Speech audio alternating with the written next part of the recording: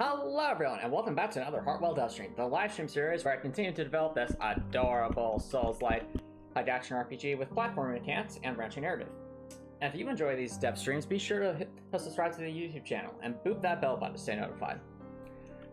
Now, of course, in the last dev stream, we focused primarily on getting some pathfinding kinks worked out, and that seems to have largely worked out. So, as an example, we have our little pathfinding friend here that's able to navigate this S-shaped maze no matter how many times we try to confuse it. So we can go all over and it will eventually find us as long as we're in this range. Now granted, it has moments like that where it doesn't make as much sense, but even so, while it's not obviously a perfect solution, it does work, and that's the important thing, so that's functional. Now in terms of what we'll be working on tonight, it's all going to be focused on trying to get towards having a Cobra be able to pathfind in this area, since right now all we have are boxes that can do this. But if we could get our Cobra friend, so that enemy type right there, to function with our collision boxes, then that would be a major accomplishment. Now, if we don't get fully integrated tonight, that's fine. I just more so want to make progress on that end because this is where it starts to get a little more complicated. Oh, hey Topper Nicholson, thanks for dropping by. How's it going? Ah, I see. I see Topper Nicholson, I see.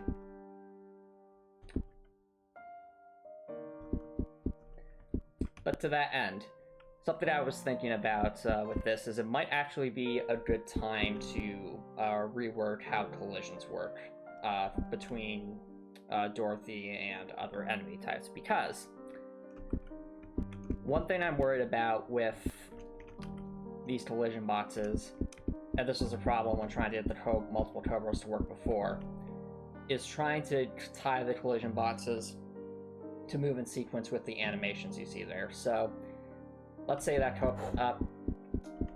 it hasn't been a problem so much for stationary enemies, since you can largely just place the collision bots where they're located and that's it. That's all you need. But in the case of moving enemies, they have to be in perfect sync with each other and they need to operate in tandem with each other, and that creates a lot of opportunities for confusion for each object, as you'll have lines of code where multiple instanced objects need to be referenced at the same time. Those notoriously have been challenging to work with. To that end, oh, interesting, Top Nicholson, interesting. So to that end, what I'm going to try and see is if I might be able to cause collision effects to work with an enemy object like this, using only a single object. In other words, if we can get rid of the collision bots entirely and have just the enemy animations be able to pathfind and also have proper rectangular collision. So, like, instead of Dorothy being able to walk through this, having Dorothy be able to, like, rush up against it and then get stopped because it's, you know, an enemy. That'd be a major accomplishment. So we'll be experimenting with some of that today. As always, let's begin by trying to figure out the pseudocode behind this. This music's a bit loud. Give me 1 second. Alright. So my thought process with this is if we can get the information for the collision detection to apply when the player just happens to be closer to the object, not necessarily a collision between it and the object. So, how do we do that? Well, first, we gotta make sure we double check the collision code we had previously, since that did exist.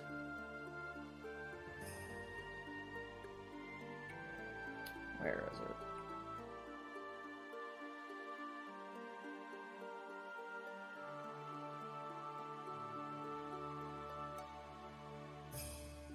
And there's all the movements.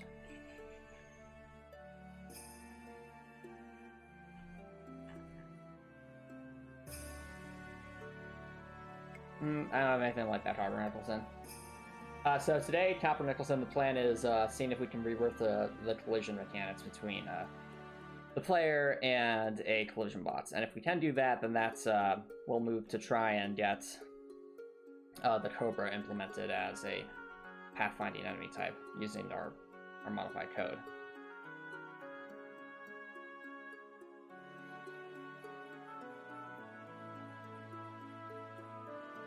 Okay, I think here's where the collision stuff was.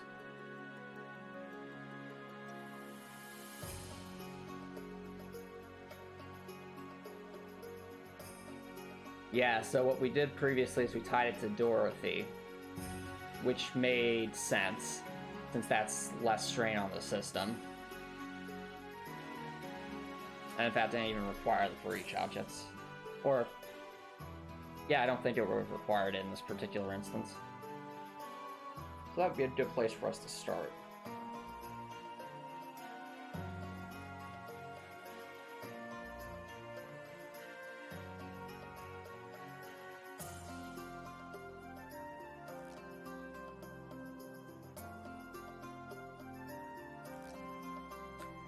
I think down here is what I refer to as the anti-stuck, which is for situations when the player is jumps on top of an enemy by accident. So we want all of this as our base code to work with.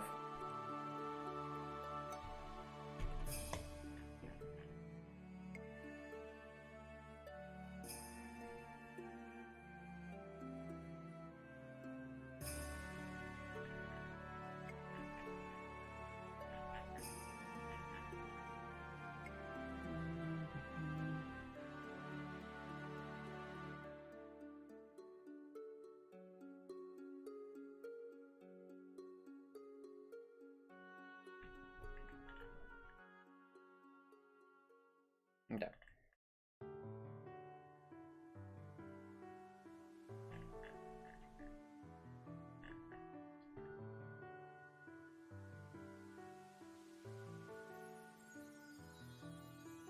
Okay, so I think up here would actually be a good spot to control.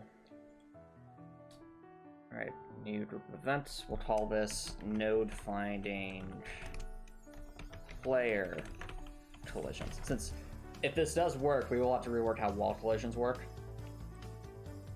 But yeah, we'll just throw this in here for stars as like some reference code. I had a comment here.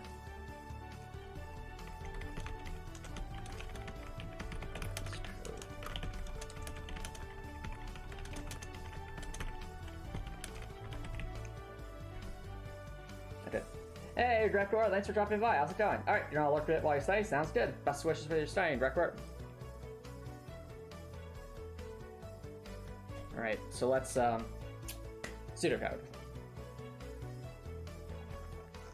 So we have our lines of code.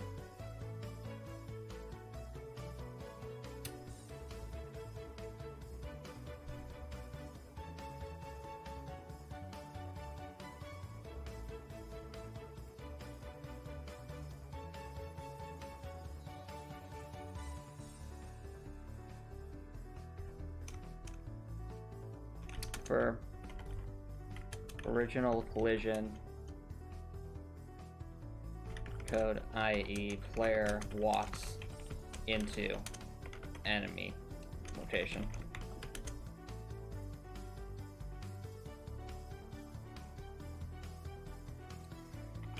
Tie the behavior to whether the player is within a rectangular zone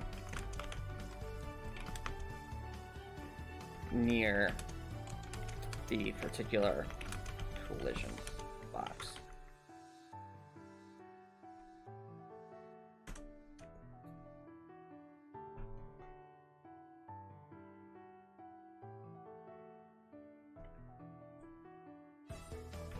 All right, let's start with you. On loop right, z-axis of player is less than or equal to z-axis of collision box 2. Actually, do I have a... Okay, yeah, they do have that. Right. Don't need that or this in this particular case.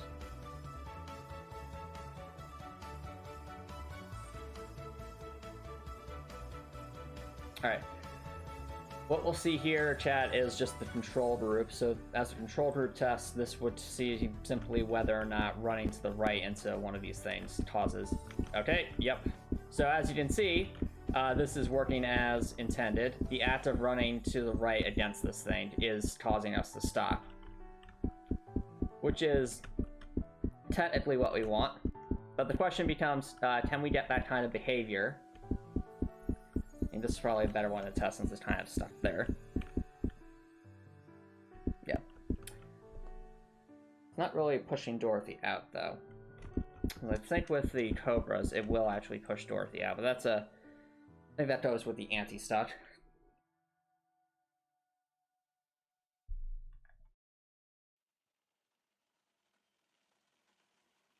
But instead, what we want to do is replace this collision between with something else.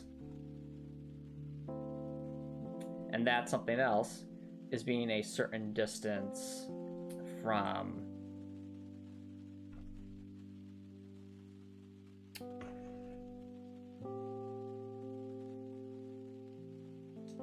the enemy in question.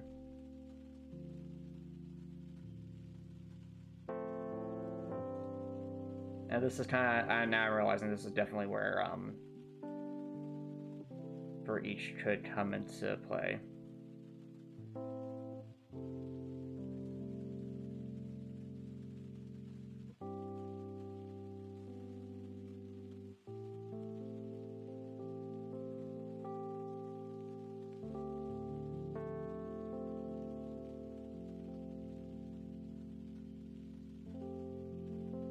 Let's do you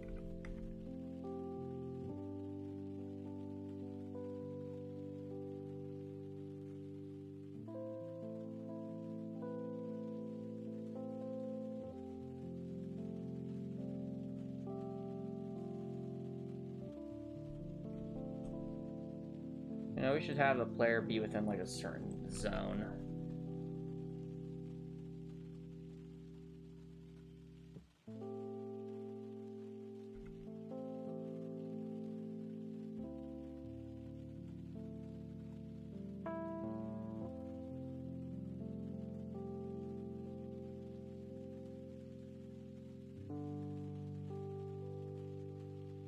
That's not the player.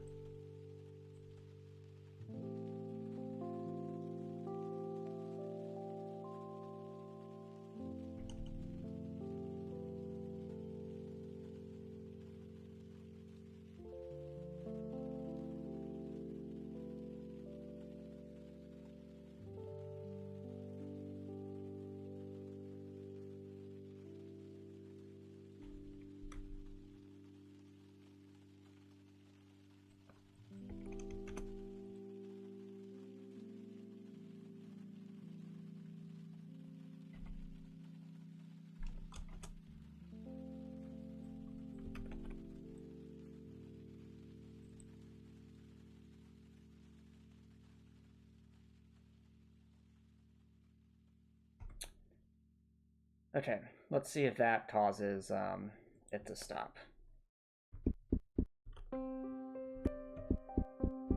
Oh, well, would you look at that, chat? It does seem to work. I mean, obviously it's glitching out a bit. Okay. So we can still move to the right this way, but as I get closer... Yeah, look at that. We are able to get kind of a range to work here. Oh. Well, that's a problem. Not scoping correctly. Can we reach this, or would the loop prevent us from doing that?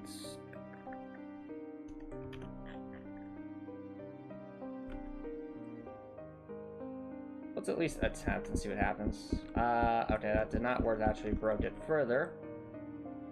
On loop.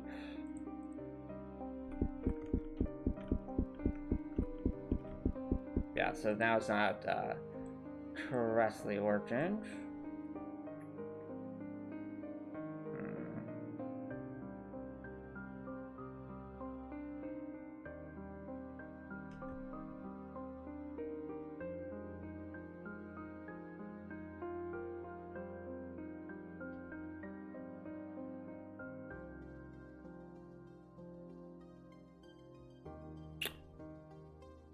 Eventually. What if we did that? That was kind of weird. It's just like slowing us down, just like slowly, slowly, slowly, slowly. And now it's kind of pushing. That's a cool effect, actually. It's kind of pushing us around. Not what we want. Alright.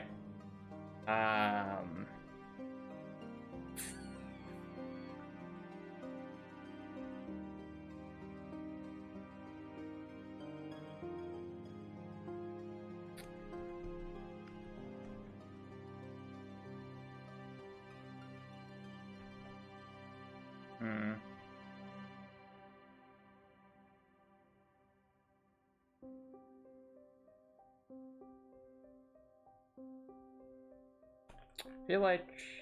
I wonder almost if the Cabrattle might have something we can pull from for the purposes of this testing.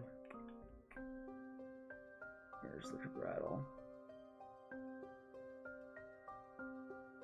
Okay. There's the access control. That site checks. Final animations.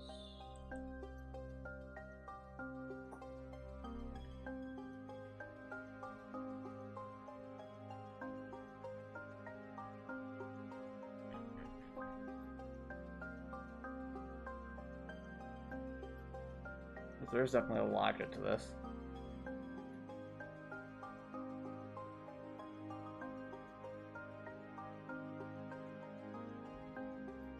Ah. Okay. Oh, this is an overlapping thing again.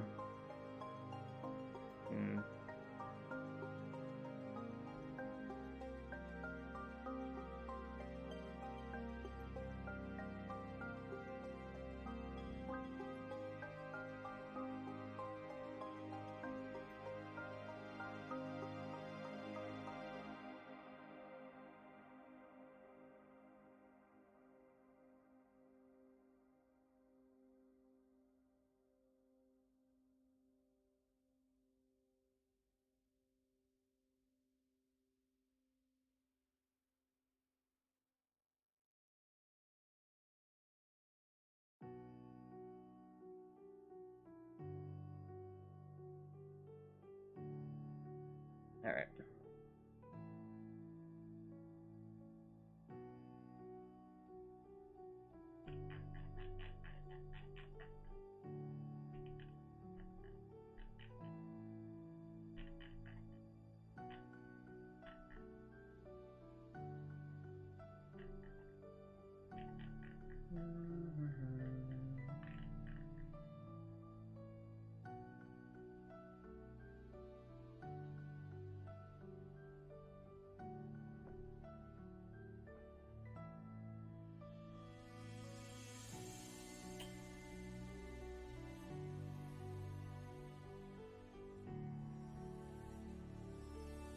Another thing we could consider is what could easily end up happening is we have a weird kind of collision situation if the player is... Everything I've seen so far indicates that we need to have the player overlapping the enemy to some capacity for this to trigger properly.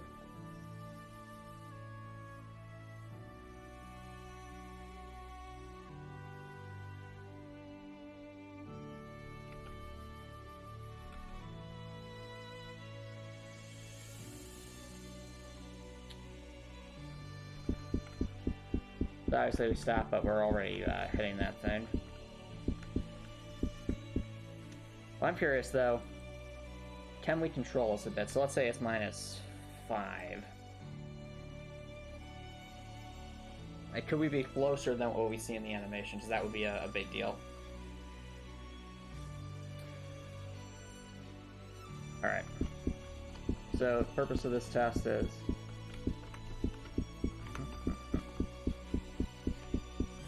hard to tell. Aha! Oh, look at that, chat. So, right now we can move into it, and then we stop there. Whereas, if I were to say, bump this out a bit, let's say to minus, I don't know, 15.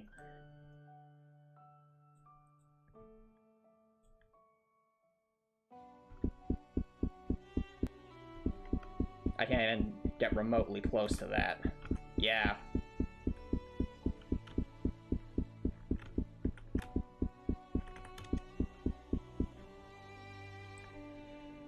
Okay, and obviously if I go beyond that, we're just going to be in the weeds of... No, it's only when we actually have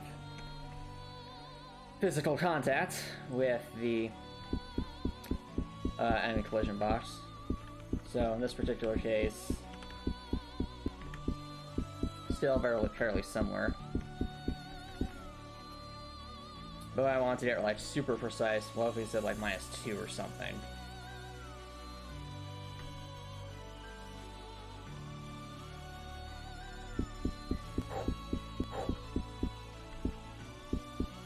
Yeah.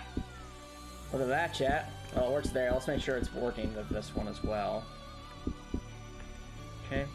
Alright, seems to be working. Yeah, because I'm out here, I can move to the right, and then I get stuck very close to the center. Hey, chat! This has some promise. Because, even though it is requiring a collision, that collision is not tied to just the mere act of colliding, it's also tied to being within a certain zone. So in other words, if this were some, we'll say, irregularly shaped amalgamation, it wouldn't cause weird collision things, because the concern is, if we were to collide against like the Cobra, which as you can see is very irregularly shaped, you end up in a lot of weird situations unless we make sure that collision only applies in a certain rectangular field. So there is promise here, we just need to expand on this idea. In terms of what the limit should be, I think the current size of the collision box itself right now should be the limit, at least for the Cobra. So let's write down what that is. Size of this is... Okay, 15 wide and 7 high.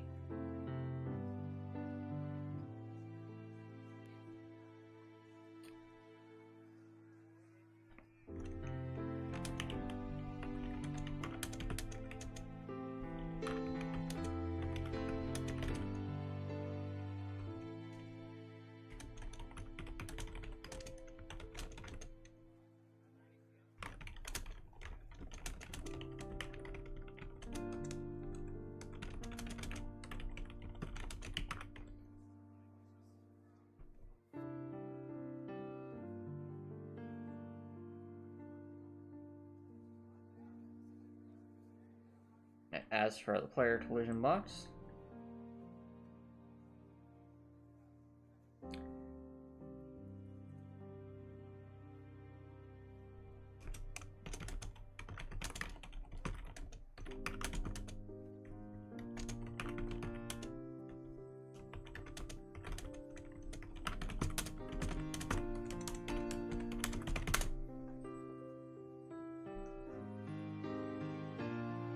alright, the object point is at the top.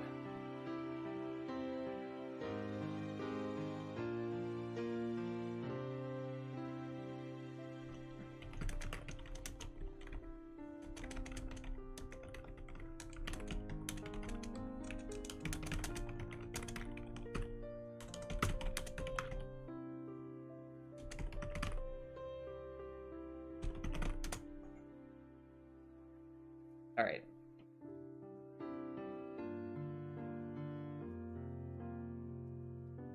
So logically what that tells me are limitations.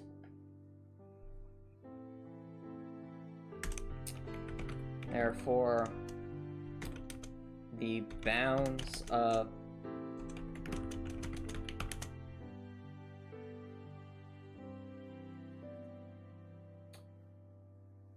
the collision zone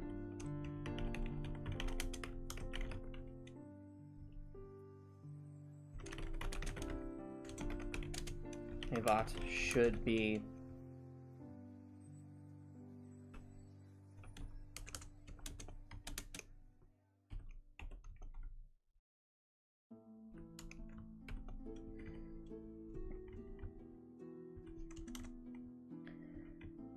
that's plus or minus, I think it would be plus or minus 7.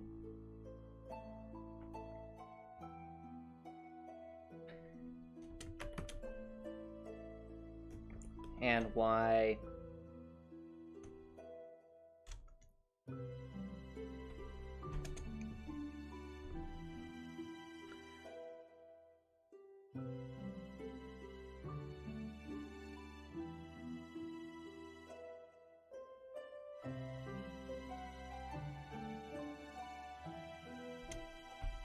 minus 12, since that's the height of the player collision bots. Y and y plus 7.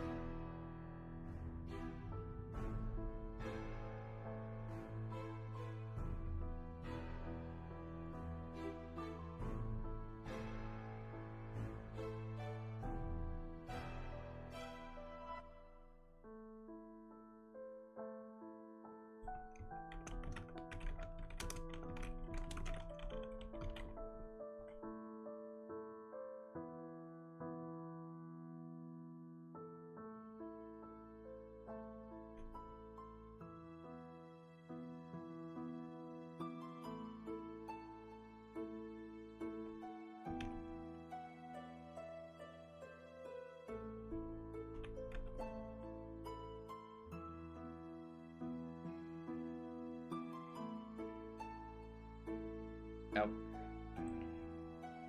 I should probably just copy these.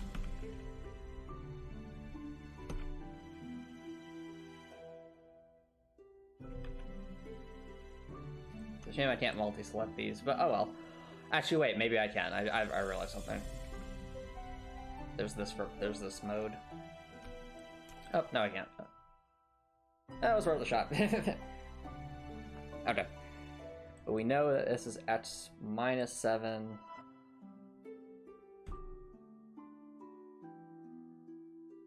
X plus 7.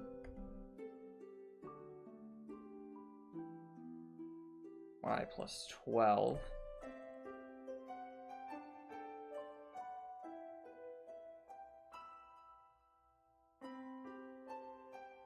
And y minus 7. Actually, wait. This should be y minus 12 and plus 7.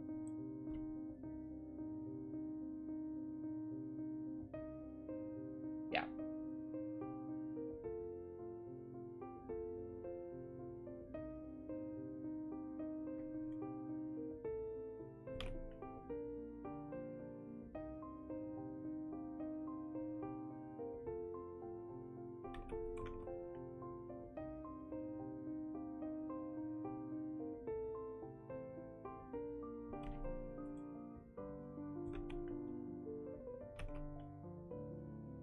Oh, I didn't even realize something.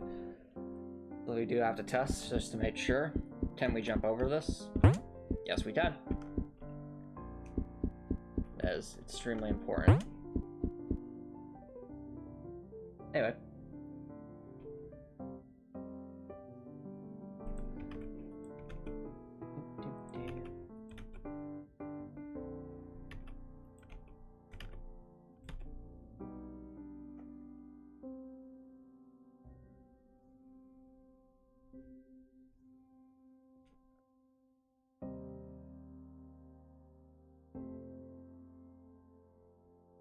Hey, Copper Impulson.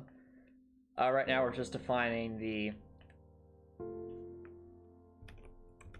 conditions for when the player is walking into the collision bots from any particular direction.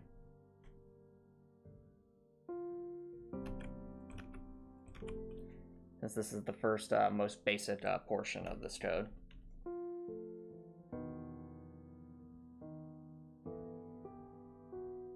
Oh, what's that, Topper Nicholson?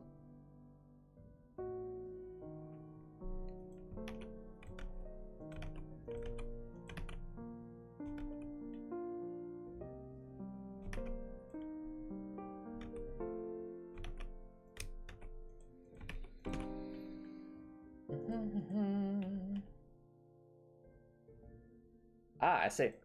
Well, best wishes with Rework on that. Okay. Alright, now we have some new code. Let's see if this works as intended. So, move to the right. Well, obviously we're trapped in there, which is to be expected. Yep. I think to make this easier on ourselves, we need to add a line of code that makes the collision bots stop when it's a certain distance away from us. And the Cobra had something like this too, so...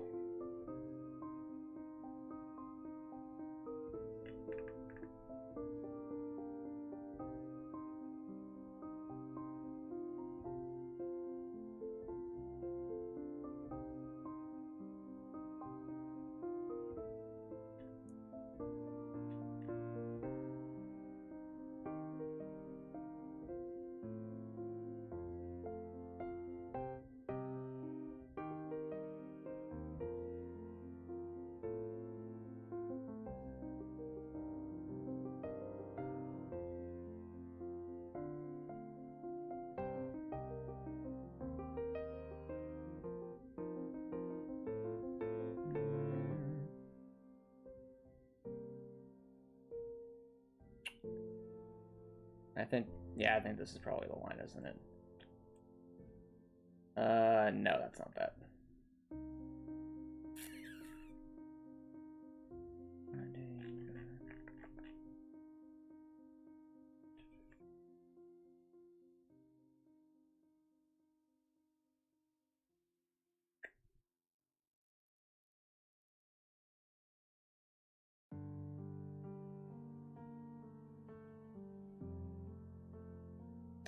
Ah, I see.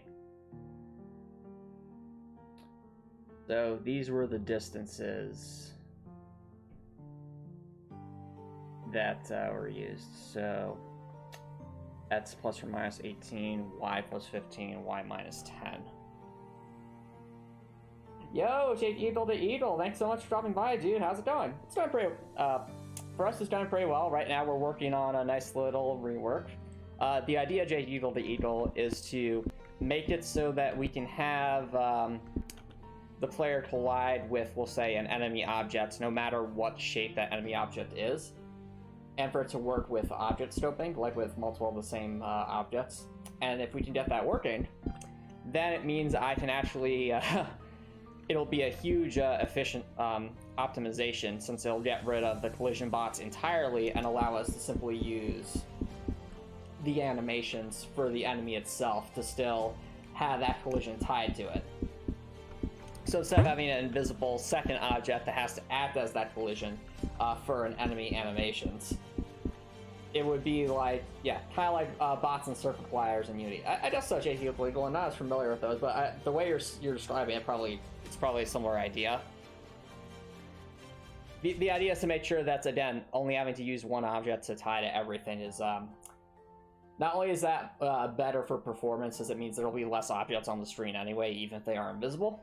More importantly, it makes programming easier, since I'd only be using one object at that point, and that would make for using for each scoping way, way, way easier.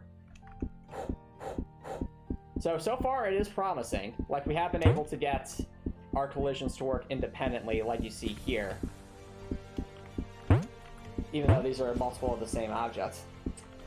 Right now I'm actually trying to get a line of code to make sure that these will stop walking towards us when they're a certain distance from the player.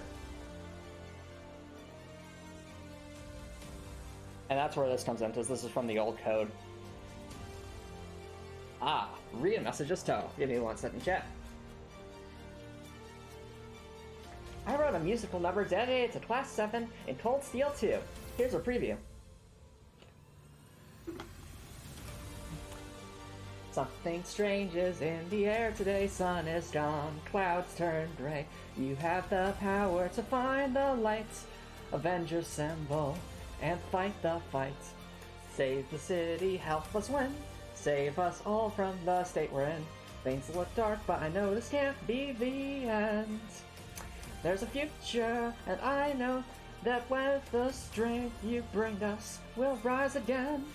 Avengers unite, 'cause we've got to hear you say, I could do this all day. And that's all I got. Hey, Rekwar, so you might be saying where we fit with pathfinding. We're actually, it's not so much pathfinding, it's more collisions. So, just a quick refresher. You can't see it right now, but the previous method for controlling collisions in Heartwell was to have an invisible rectangular box be a separate object from what you can see here. So, if I see this Cobra here, there's an invisible rectangular box that's at the same coordinates as this that acts as the collision detector for Dorothy. Now, that isn't so much of a problem for stationary enemies because they don't move, so even if you have to reference multiple instanced objects on the same line, you only have to get them to be at the same coordinates. For a moving enemy, though, where their coordinates are constantly changing, that's always been a big problem. So, right now we're trying to see if we can just get rid of the collision box entirely and have it so that it applies for the player being close to the enemy itself. Like, have like a rectangular zone defined around this irregularly shaped animation. And if we can get that working, then that's a huge optimization and makes programming this a lot easier. So you see, in Unity, you have box, collisions, squares, and circle colliders. That's as components to your game objects. You can then program those colliders to do different things on collision. That sounds very convenient. Like, very, very convenient. But yeah, also saw Jake Eagle to Eagle, you're damn ready to have your closed beta for Punchball, so congrats, dude.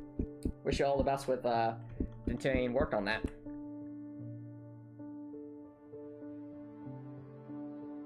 As I was saying, need to write down some numbers.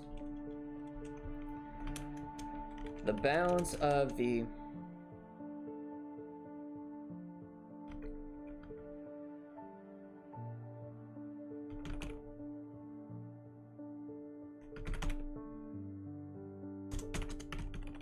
collision box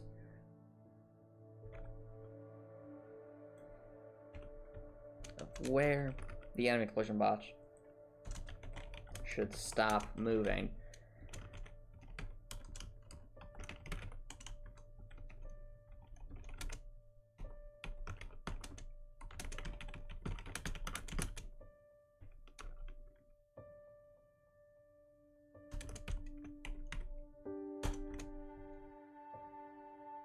That's plus or minus 18.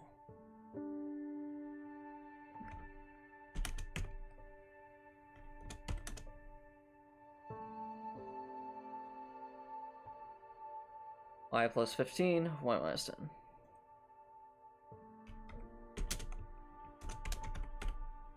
Alright.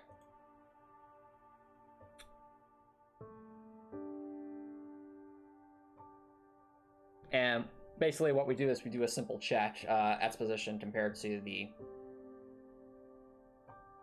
player on the line of code where the thing would normally move, and that will force it to stop moving when we get too close to it.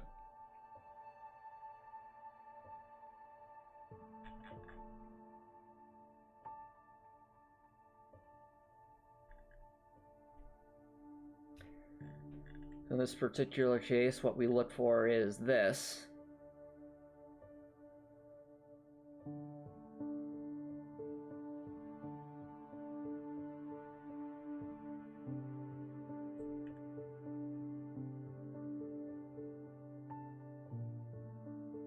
Was it that line or was it a different one?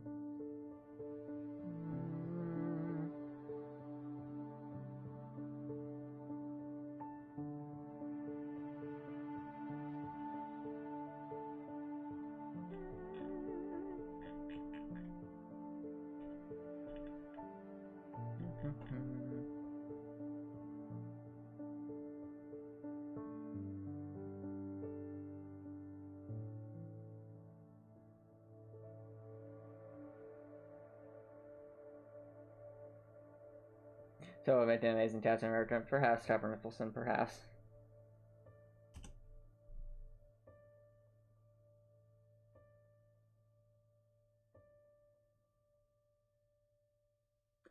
Okay, so it's on the line where we're defining what starts the loop in the first place. So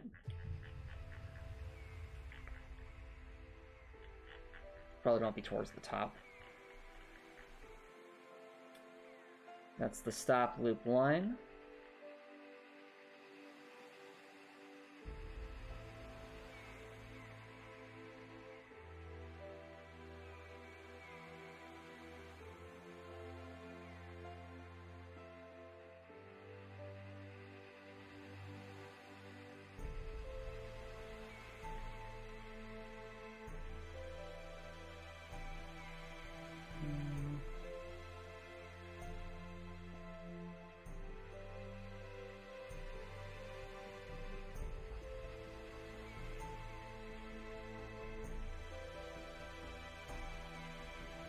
Ah, I see. So it's here. We actually need to include the line of code here.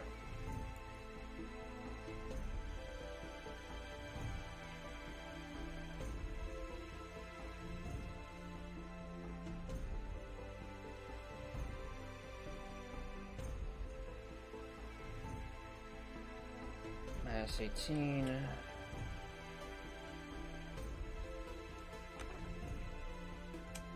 +18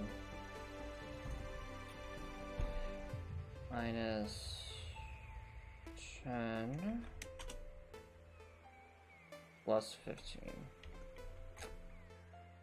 Okay, so in theory. Alright, don't have anything to sounds good, record, sounds good. Best wishes for that. So, what the oh, here. I noticed it stopped moving. Okay, well, it's not moving there, but why did it stop moving?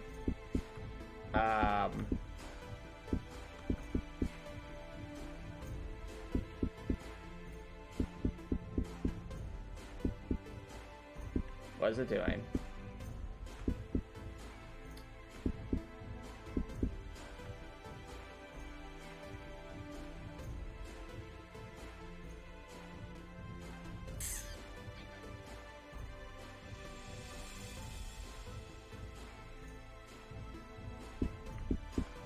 Not entirely sure why. Oh.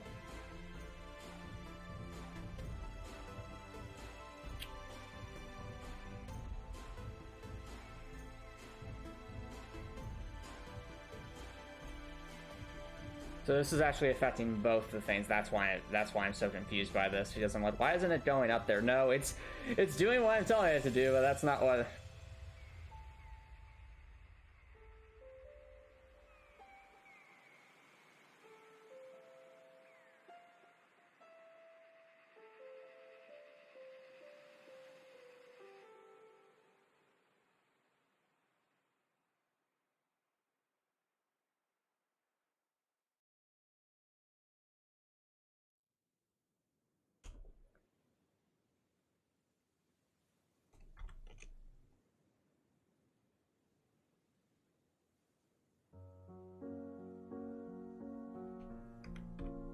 Let's try that. Let's try this kind of parentheses thing. If that doesn't work, then we'll just make the second line in the code, and that should resolve the issue.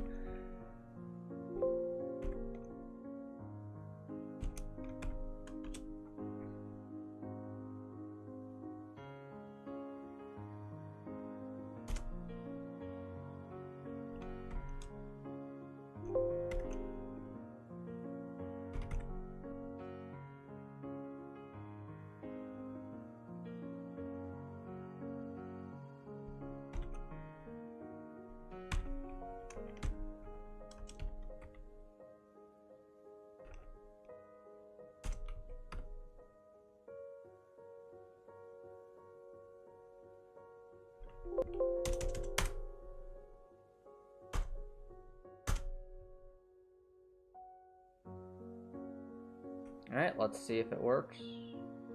Okay, there we go. Now let's just make sure Yep. Look at that, chat. It stops. Perfect. Anyway, we can get some weird stutters once like that, which is kind of funny. But to be fair, we're not going to really end up in a situation where... Oh yeah, no, jumping over enemies is one of my favorite things about this. Also realizing we might want to widen the collision thingy. I think maybe we should do ±8 instead of ±7. We're kind of overlapping this a wee bit.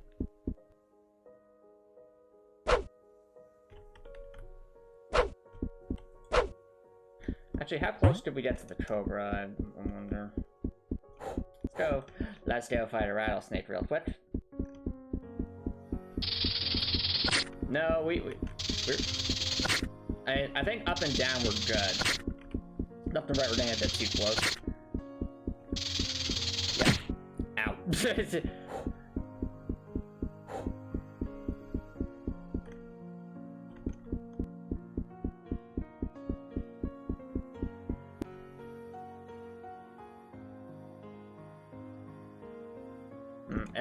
That's going to annoy me, so I'm just going to... 1 second. Take me, rattlesnake! Take me.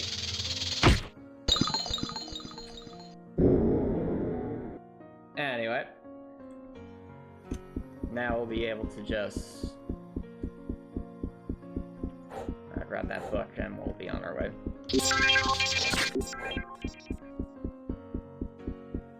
Alright, fair enough, Parkour. I mean, study in moderation for sure. Yeah, let's make that a ±8 then.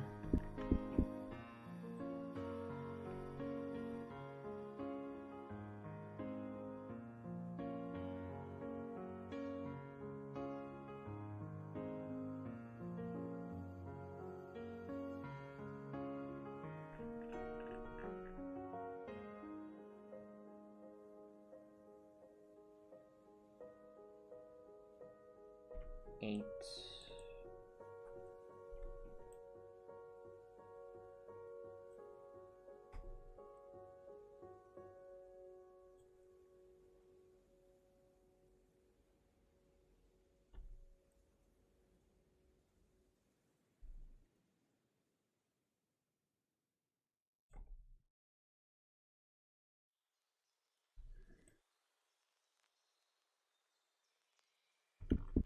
Right, now that's a little bit better.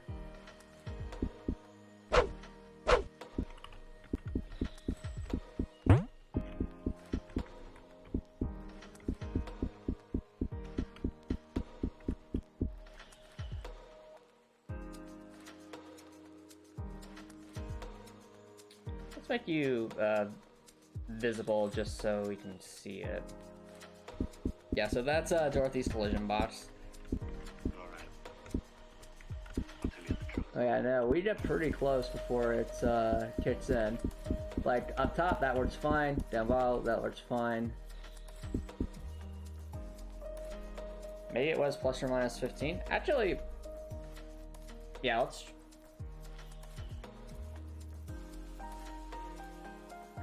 Probably should have done that first. Oh, would it be ±15? Yeah, I actually would. It's just the way the math works out, I think. Remember all the happy times we had? Not entirely sure, Copper Nicholson.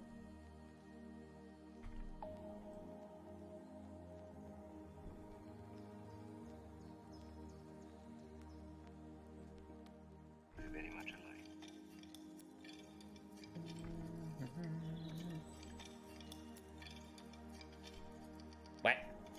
What is that doing there?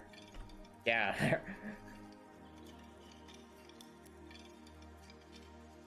Remember all the happy times we had?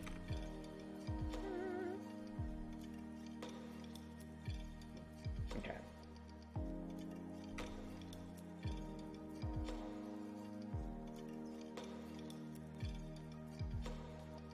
Very much alike.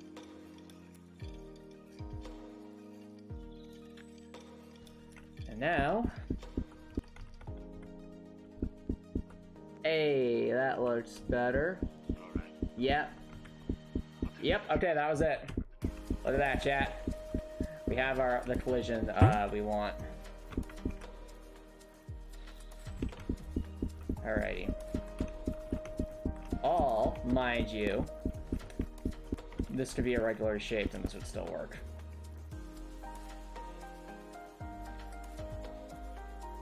Make you invisible again. Boop.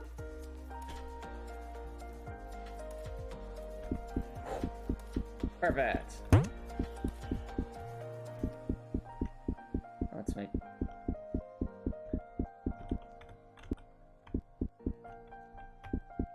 Yep, so that works. Left and up. Cool. Alrighty.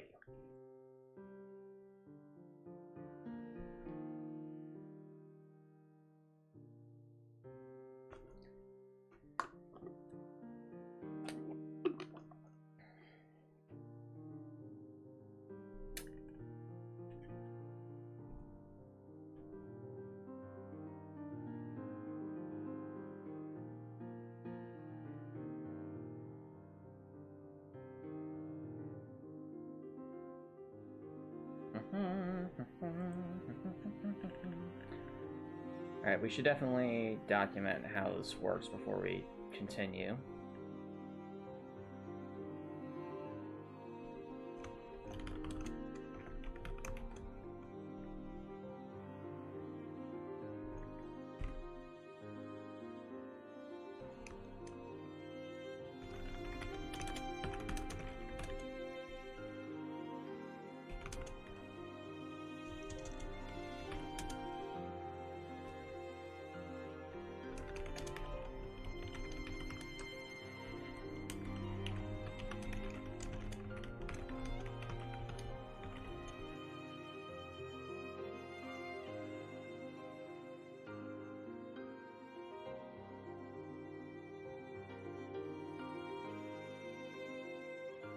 Stops the player from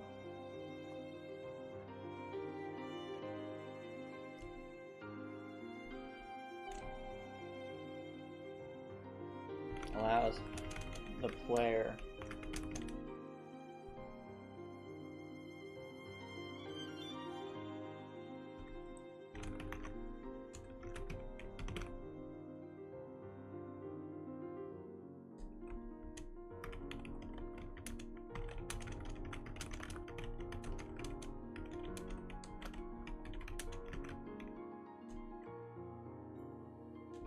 and stops their movements.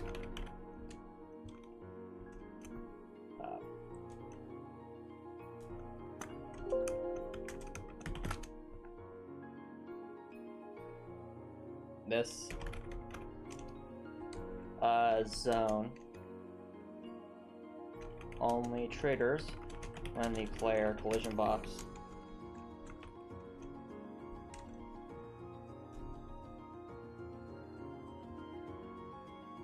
note. This only works when the player collision box is overlapping. Is colliding.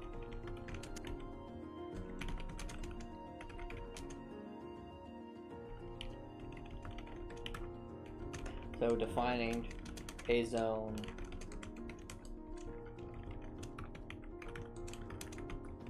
ends beyond the enemy collision.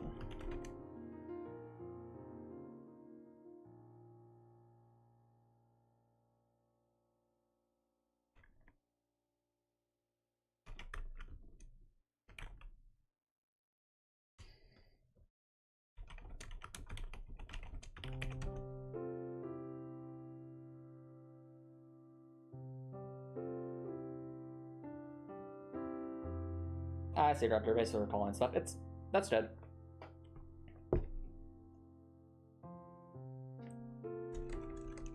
By defining the collision within a zone, the enemy collision box could theoretically be any shape and still have a rectangular collision zone. This allows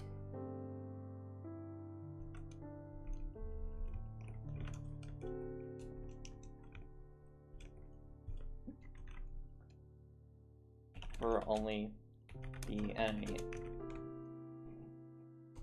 This will allow the enemy animations object to replace the enemy collisions object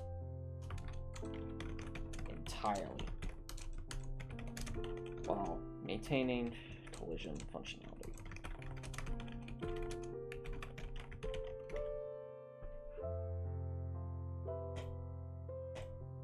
Alrighty. So that's the first portion.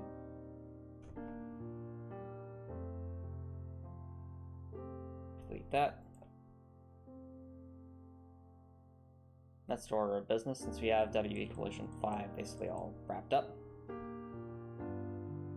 These. So what to do when thing is colliding. And we will get to that I think after a quick break, so don't worry guys, I'll be right back.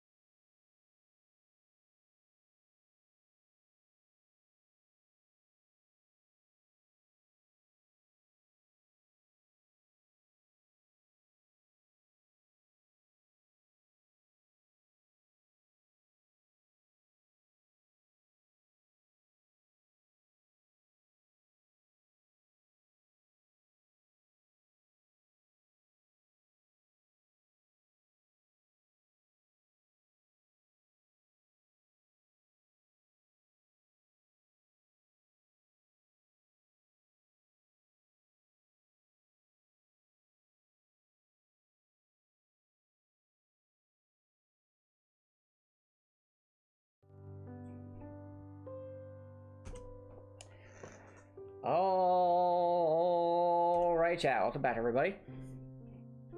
That's on the agenda. ES player is overlapping. I'm wondering if we even have that flag on this particular. We do. Okay.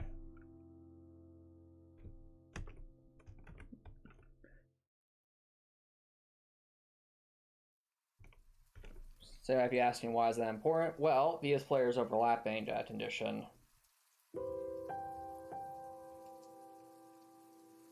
Do I ever create any for specific food? Sure, Copper Nicholson. Breakfast food, not particularly, but yeah, foods in general.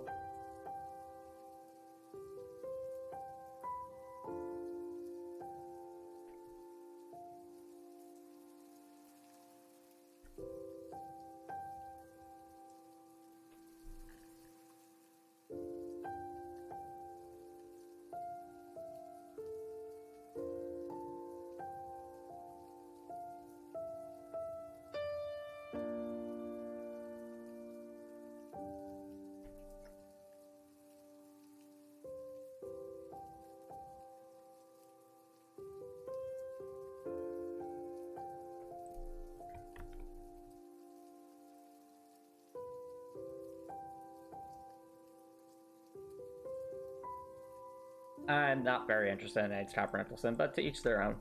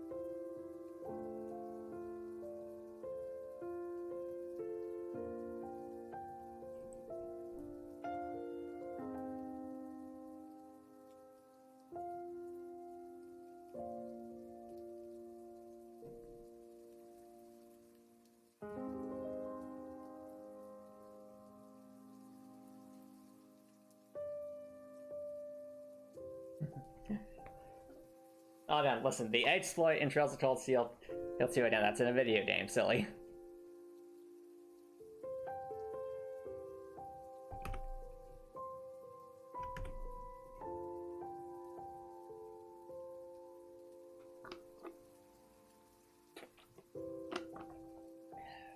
Alright. That should set that flag on. Next. U3. What this does is it's controlling whether or not a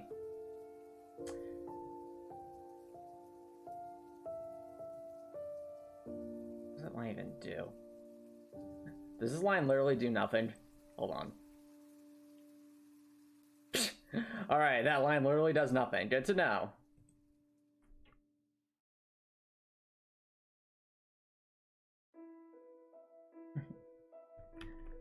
Thanks, Record. I appreciate it.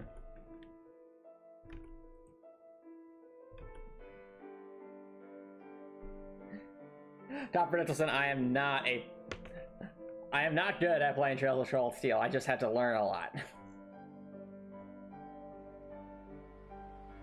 And be extremely persistent.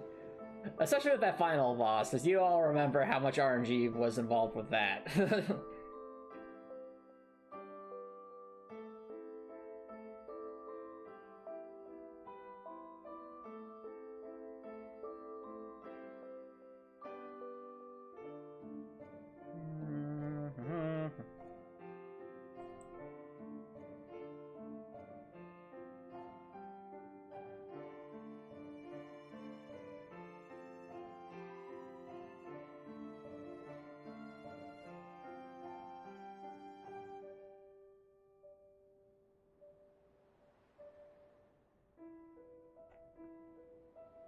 Wait, what the? What? There.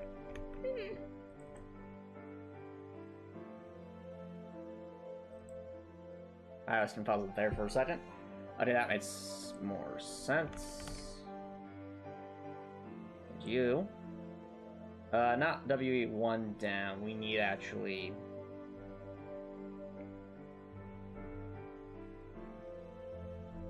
Whatever the version of down is for this.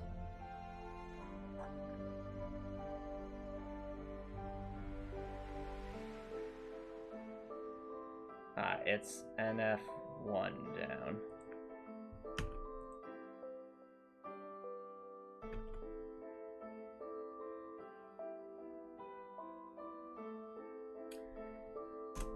This basically ensures it's an anti-stuck for if the player's like sliding down a wall to make sure it doesn't cause problems.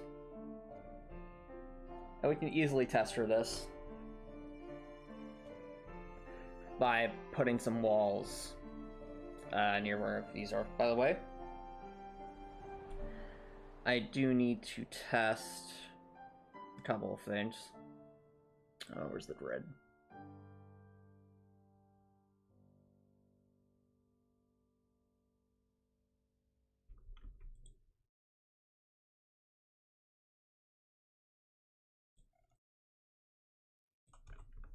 Okay.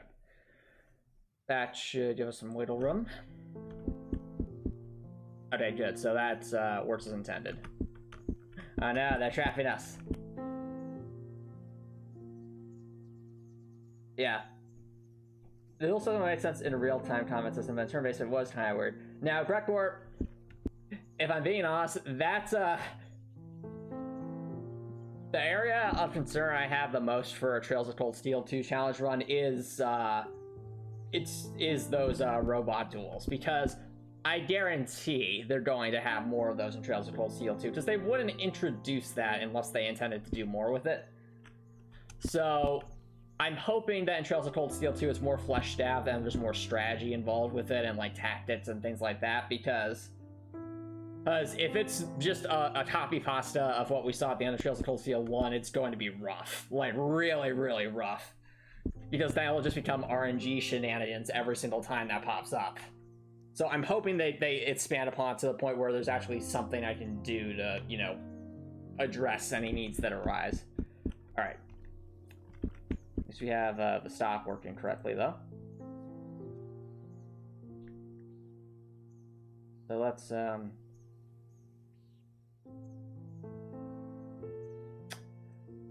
what I want to check, though, is how this works when we're sliding down a wall. So, it's actually going to be a little tricky for me to get lined up, isn't it? Okay.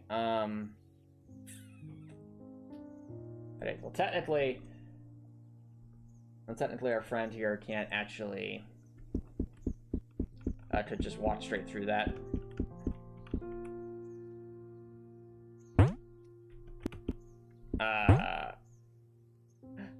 Well, that's a problem. Actually, wait, no, that's actually working as intended. So, what you're seeing here, chat, is what I saw before. Like, this was way before I started doing dev streams of Heartwell. Before I created the anti-stuck code. So, the anti-stuck code is those last couple of lines I haven't copied over yet and adjusted. And the anti-stuck code would basically push the collision bots away from Dorothy so that you wouldn't have a situation like this happening. But prior to creating the anti-stuck code, this is what I saw happen before, so this is actually fine. This is what I'm expecting, given the current set of the code, so we just need to do some adjustments. Of course, it's kind of silly just seeing Dorothy's falling animation like that. Anyway. Let's fix that.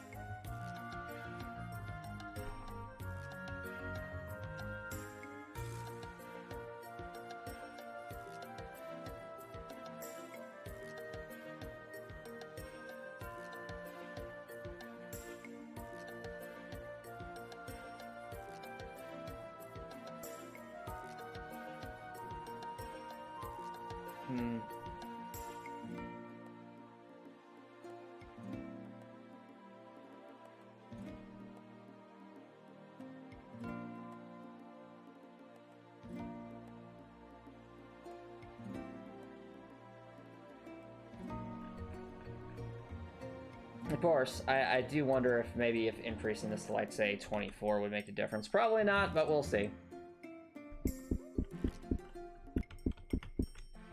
Okay, so what we do is we're just trying to...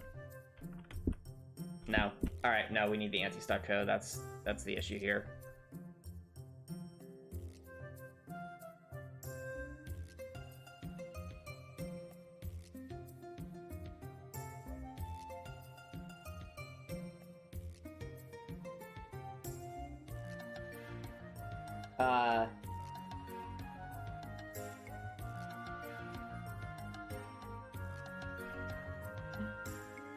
I see, confident on I see. Anyway,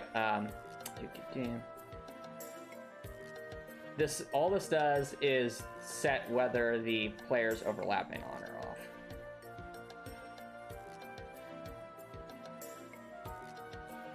Whereas this is the anti-stuck code.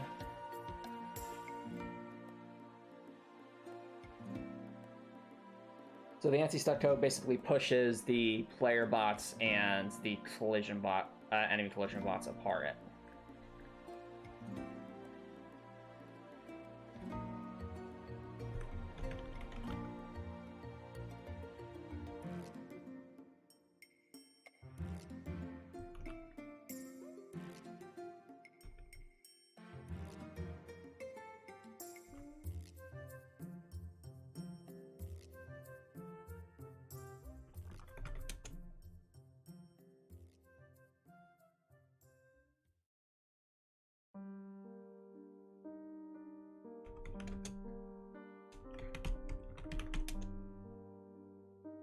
When the player is colliding.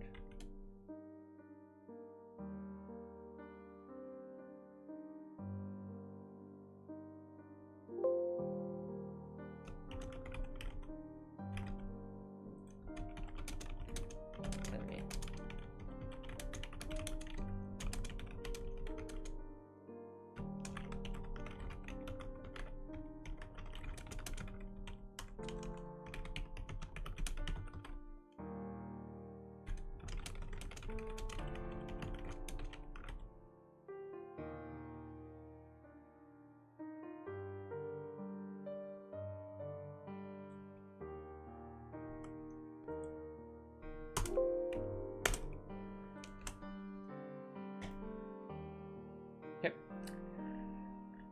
And last but certainly not least, the anti-stuck. So, insert events, node finding anti-stuck code.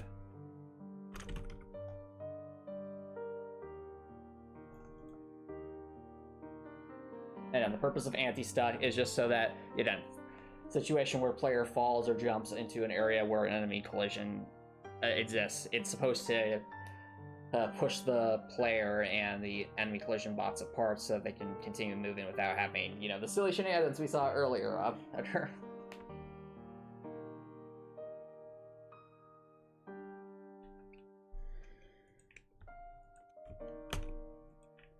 Okay, let's copy this up here. All right.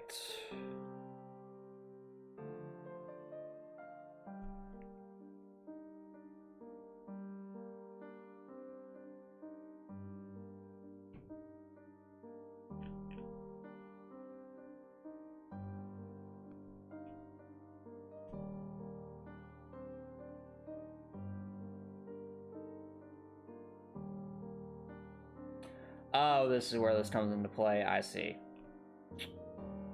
Well then.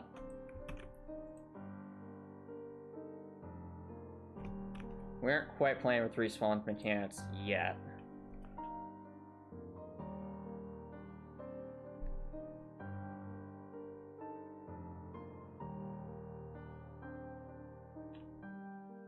But we'll definitely want at least this in the walking stuff. See you.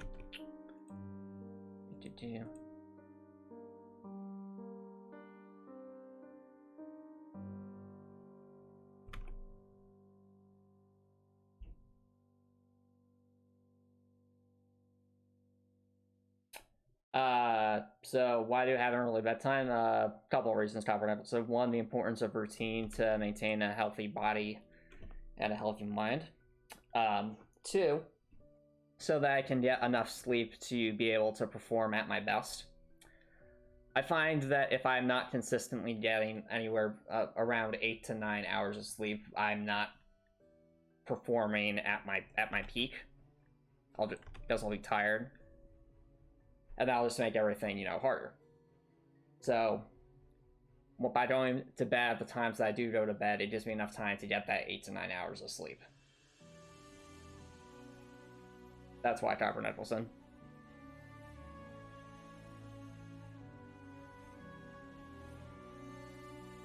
Yeah, Copper Nicholson. The human body, he isn't a machine. It's something you have to take care of. Like, if I only got like 7 or 6 hours of sleep a night, I would be so much slower and so much groggier doing it and everything else, and it would just feel like, you know, it feel awful. And also, even if you are getting 8 to 9 hours of sleep a night, if it's occurring at drastically different times in a non-repeatable fashion, like if it's like one night you go to bed at like 6 in the evening, and the next night you go to bed at midnight, and you're like going in such weird things, your body has trouble with that too, because you're not in a repeating cycle.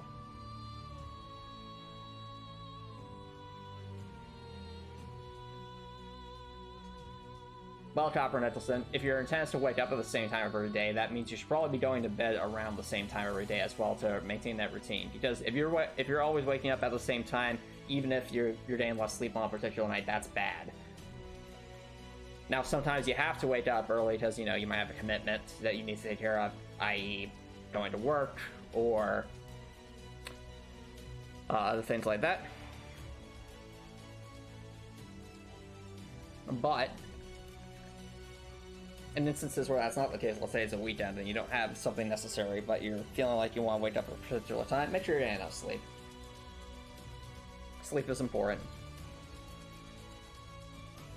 I mean, heck, even Sun Tzu, who is, again, one of the great minds in military, strategy from ancient times, one of his most famous quotes is, "Rest is a weapon." And it's a weapon on 2 fronts. First is that if your allies are well rested, they'll perform way better. And second, if your opponents are exhausted, they'll perform way worse. Doesn't matter how good their training is. Rest is beneficial.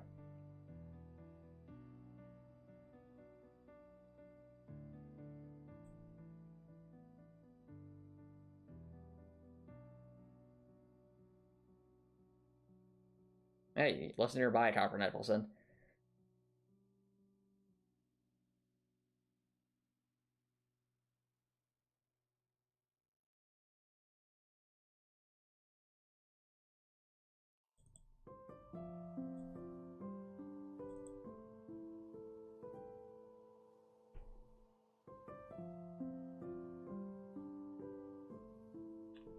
I think it's NF1. Yeah. So just replace the other thing with NF. Okay.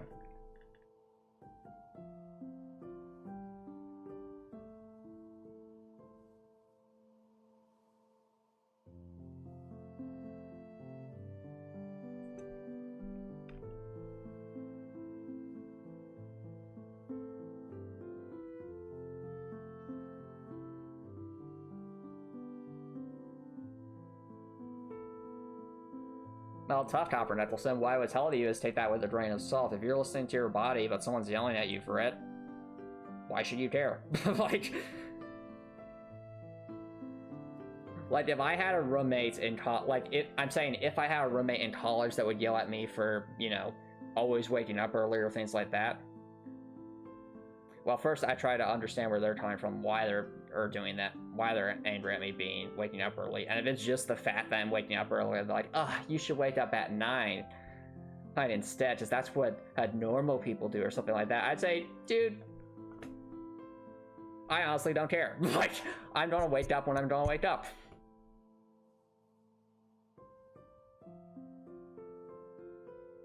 I wouldn't put up with it. Quite simple.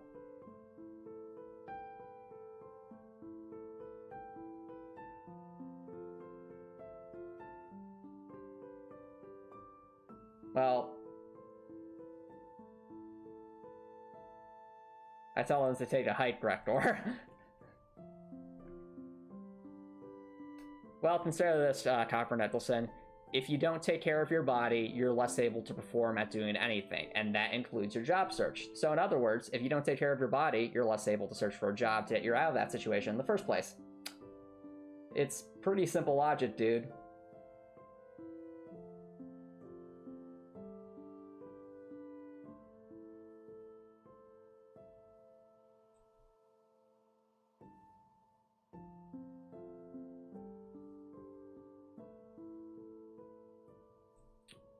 Okay, we got that.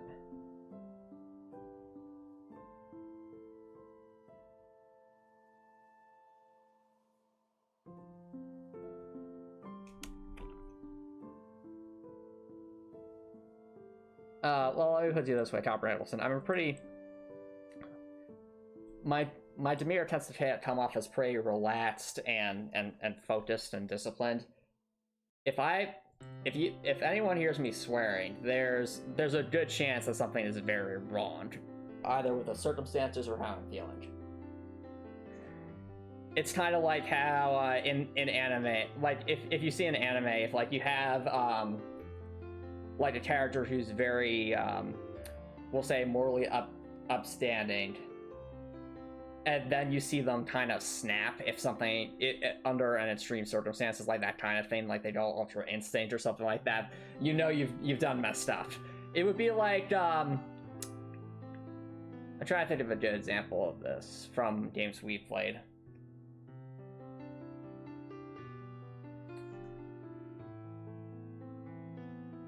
Oh, I know. So in Trails of Cold Steel 1, if you guys remember when Rain's sister was in trouble, I mean in serious trouble, like Rain's usually pretty disciplined and pretty able to stay calm in tense situations, but when his sister was in trouble, you saw him, you know, he practically went Super Saiyan.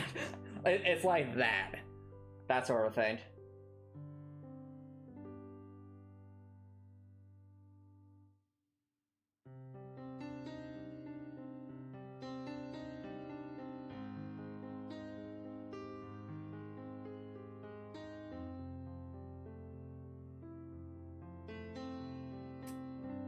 Right, Copper Nicholson, and which is why my response is just do what you have to do to get out of that situation. That's all.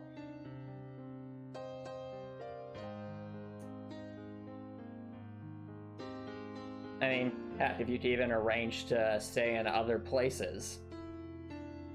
Like, if I had a situation like that, and I didn't have the means to sustain myself yet, well, I mean, the first thing I would do would be to try and get the means to sustain myself so I can move out of that room. But let's say I wasn't there yet, and it was really getting to me. Then what I would do is I would try to see if there were some kind of... If I couldn't resolve it with them first, that's always the first thing I try to do. Then I would try to see if I could come up with some alternate sleeping arrangements. Whether that be go to the room next door and see if I could stay with them for a while, or reach out to someone else that I know that's trusted, whether it's a friend or another family member or something, to see if I could stay with them so I can just get out of that, you know, not have that toxic situation always around me all the time. So, like reaching out to, so if you have any friends nearby, or if you've got, you know, any family members you can reach out to, just be honest with them, give them the situation, and be like, hey, things are really rough where I'm at. I know, like if I just say, hey, with you guys, I would pay for my own food and things like that, and just until I can get my situation sorted. That's what I would do. But of course, in tandem with that would have to be a direct and concerted and consistent effort, emphasis on that, Copper, to get to a point where I could sustain myself on my own.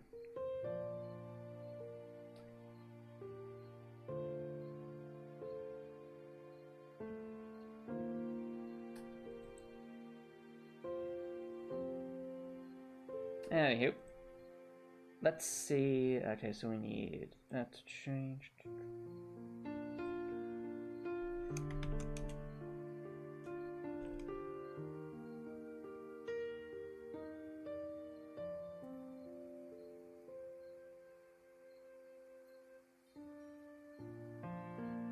Okay, is that what the therapist told you, to try to get to a point where you can detach from the emotions? Was that what they told you, Copper Nicholson, or is that something you came up with yourself?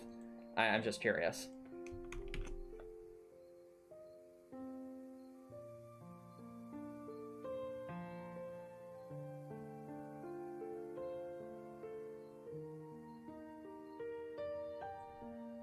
Because, I mean, having the ability to detach yourself emotionally, at least for a time, is something that people have to learn. And, you know, it's one of the things that you might have to learn during, like, boot camp in the military.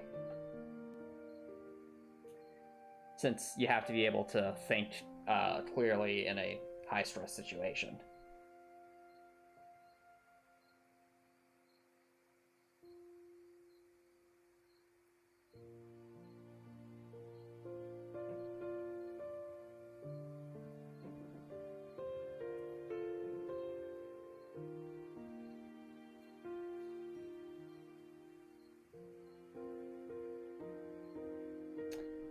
Alright, so I think that's all those. Let's see if the anti-stuck works. Alright, so first things first. We go up against it. That's weird. So I can just kind of... Okay, that clearly isn't right.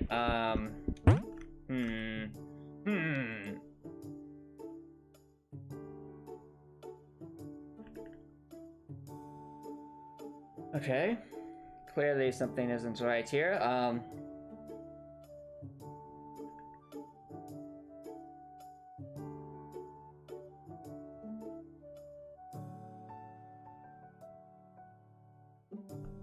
I think it's that the sub-player overlapping isn't in procking. Oh wait, no. I know what's wrong. It's the other flag. No, the problem is I don't have a line of code that activates is respond is on. That's why it's being weird. So if I just delete that. Alright. Aha! Perfect! I think. Yep. There's the anti-stuck, chat. Look at that. So it goes, yep. Then we got some jank, but that's okay. See? Anti-stuck. But the real question, does it work with the other one? Yes, it does. Does it let jank? Yes, but I think anti-stuck's kind of always let jank. Because you're really just... It's always kind of look kind of jank when you're sliding off a foe. And we do seem to be favoring down and to the right quite a bit.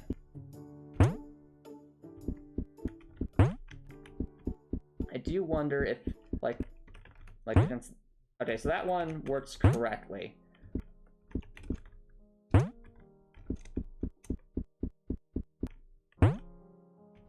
Yeah, whereas this, it's always down to the right.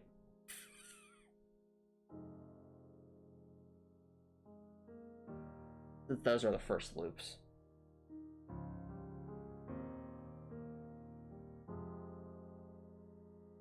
Huh, wait, I'm curious about something. So if we never touch that one, will this one work? So, nope.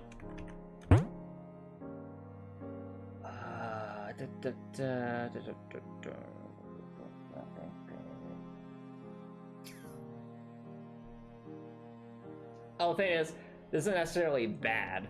It's not worse, it's just, it's kind of, it does seem a bit weird to me that's only going down and to the right for a particular one.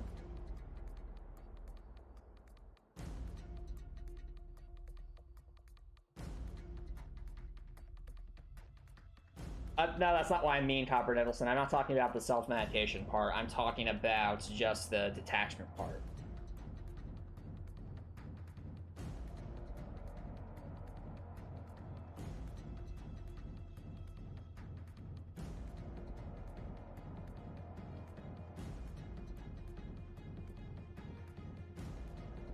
Well, no, Copper Nicholson. You can be in a stressful environment and still work towards a goal. It'll be a lot slower, and perhaps more challenging, but that's not impossible. If anything, I would think the stressful environment would be more, it should be more of a motivator. Yes, it's like, dang, I don't want to be in this environment and forever. I want to get out of this, you know? That's my 2 cents, though. Like, I completely understand that stress can certainly weigh on you and make it harder to think and harder to work towards goals because, you know, you're feeling awful on the inside.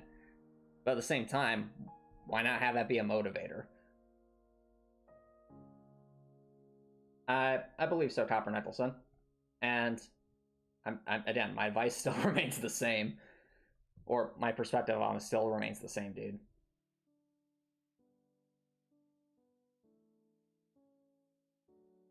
So again, if you find it helpful to move your, you know, the work you have to do to another environment, whether that's, you know, another local place where you have internet access or stuff like that, then, you know, that's one way to help distance yourself a bit.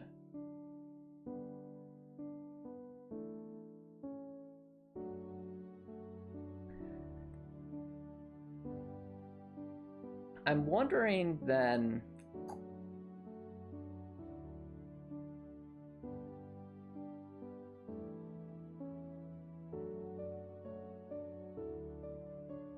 what line of code is determining, like, if I just inactivate this, probably weird things will happen, which is to be expected, but will we at least be able to, yeah, weird things are happening, but, and we still slide down to the left, yeah, weird, super weird things are happening. Dorothy's kind of,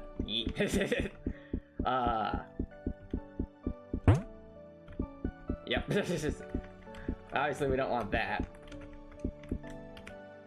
But we do at least slide to the left and right.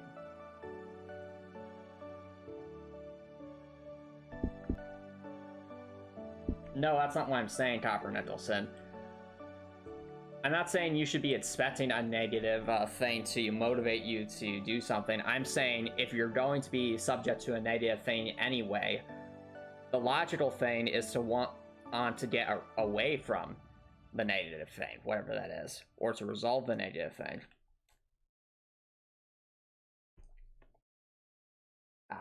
I see, Copper Nicholson, I see. Yeah, that makes sense. Emotional detachment in that particular case would be helpful in that. You didn't see it as something that's weak immediately. And to that end, Copper Nicholson, you don't have to sit through a verbal attack. What I mean by this is, if I had a roommate who was constantly yelling at me about, I don't know, like when I wake up or something like that, I just ignore them and go about my day. Don't give them the light of day at that. Now, they want to continue running, you know, basically yelling endlessly at me. I don't care. I'm going to go about my day, do what I was going to do anyway. So that way, you're not wasting, you know, minutes, if not hours of your time listening to them, and instead are doing what you were going to do anyway. So that way, at that point, Copper Nicholson, you've truly made it weak and meaningless to them. It's background noise to you and nothing more, as it should be.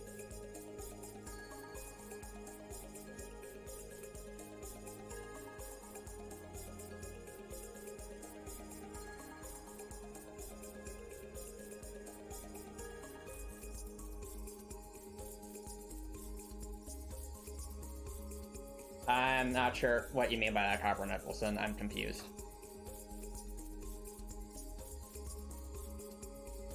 Like, why not just, like, if they're going to yell at you anyway, why not just ignore it and just go about your day?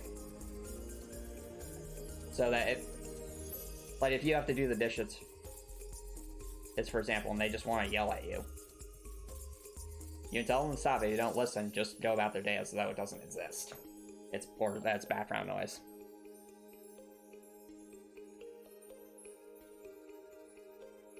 Alright. Well, then make sure you're firm about it. But you don't have to give credit to bad behavior, dude.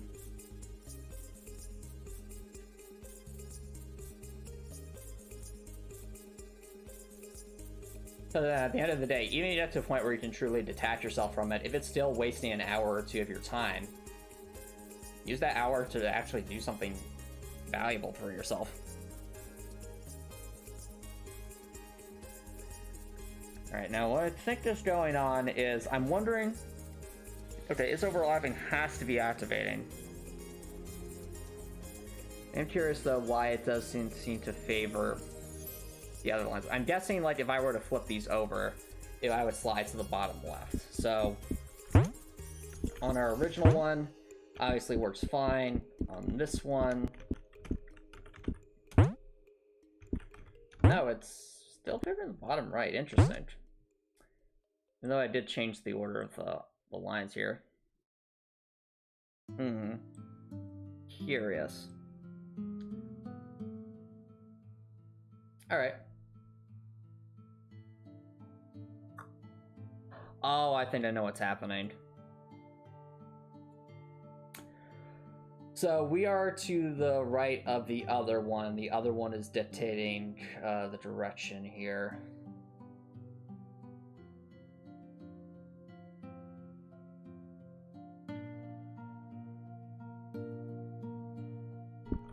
Wonder if this would fix it. Oh, I think that fixed it. Was it a scoping problem?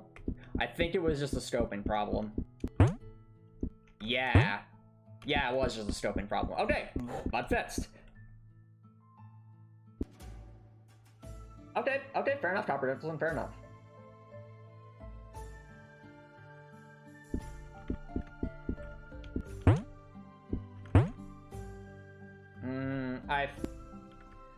Yeah, so what was happening is the first line of code is checking for the coordinates, and because this is infer each, it wouldn't do that because it doesn't have a way to differentiate that.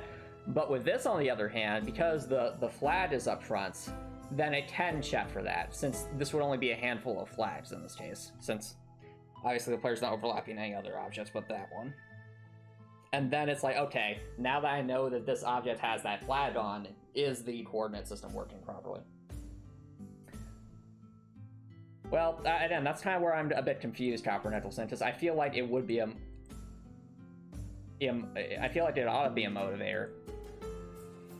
Because, I mean, think about why people migrate to different areas. Oftentimes, I mean, there's many different reasons you might migrate, but one reason that a lot of people migrate is because their current situation where they're at is unsustainable, not something they can easily fix without threat of something very dangerous happening to them. And as a result, they make a challenging journey to another place where they might be able to make a better life. That awful experience they had previously is what's is a big motivating factor for them to do that. So that's why I'm saying, like, you know, that a negative situation like that could be a motivator. It doesn't have to be something that hinders you. Well, actually, I take that back. I think any amount of stress is going to be harmful. That goes without saying. But my point is, like, if you're experiencing something really, really awful, then that should at least provide some motivation to want to get away from the awful thing, or to resolve the awful thing. Am I making sense, Rekor and Ian Pluta?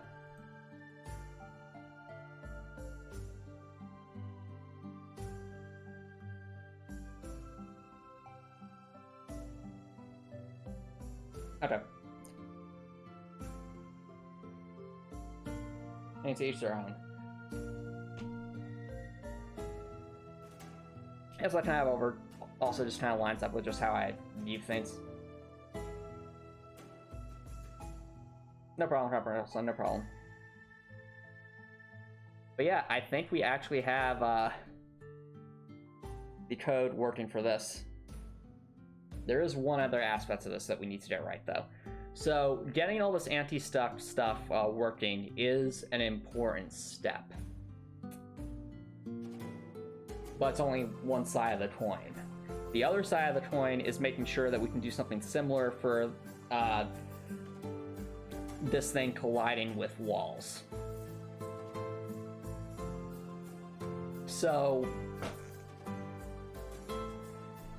Let's just write a note here and then see if we can augment the collision code, so the wall collision code to work. That.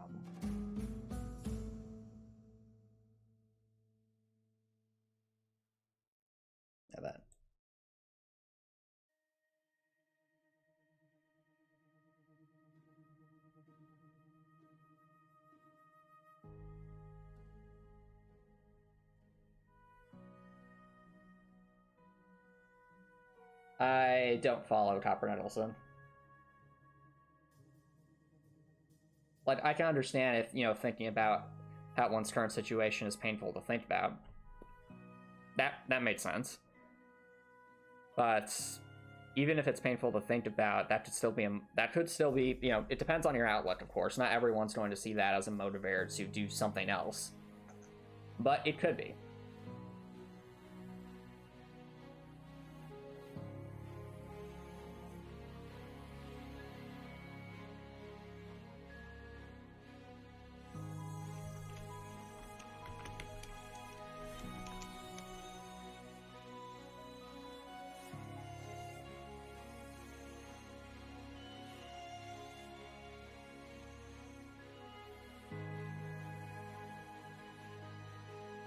Well, Copper Nicholson, that's the thing. That's not an easy solution, that's just giving up. That's why I say stuff like that is not an option, because it's not progress, it's just giving up.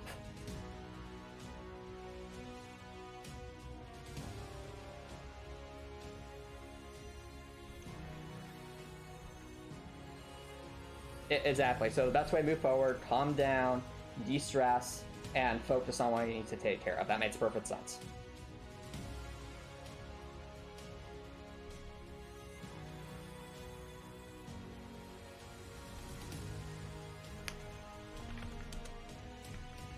Above, control the anti-stuck.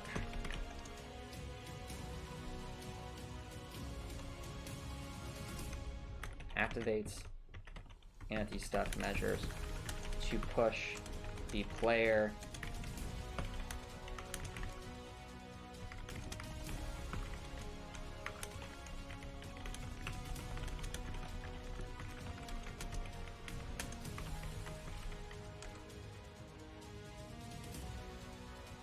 I see Copper Nelson. Okay, fair enough. I mean, everyone has different ways on how they view things and how they address different stressful situations. I'm just offering my perspective, that's all.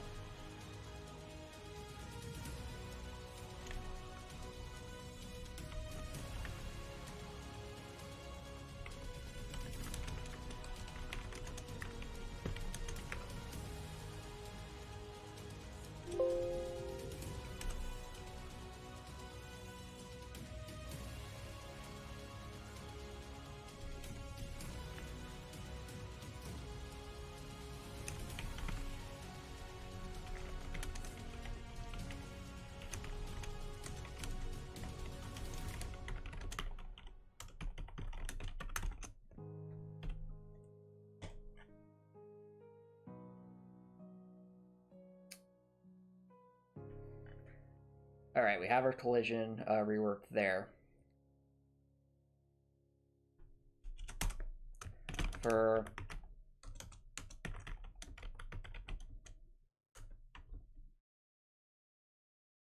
no, Copper Nicholson, you don't have to explain it to me. Again, my concern is just making sure that everyone can work towards their goals. Towards their positive goals in the best way that they can. So,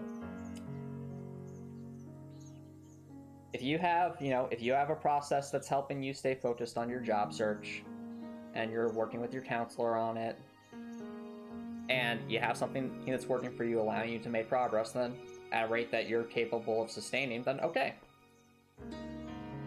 You don't have to explain that to me.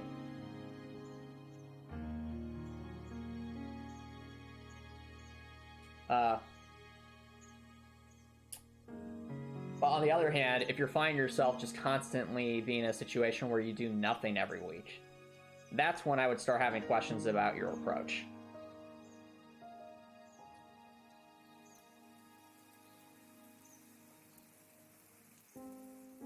Or either doing nothing or doing very little.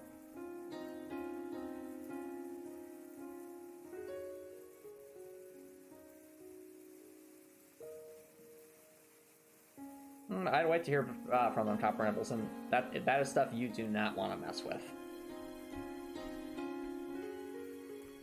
Alright, for collision between the enemy.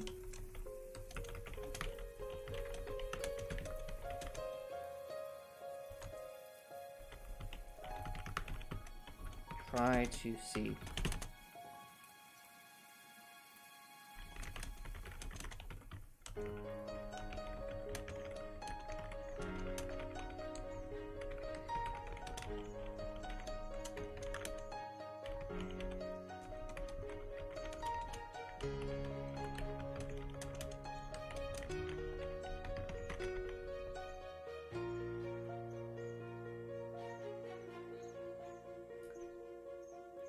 All right.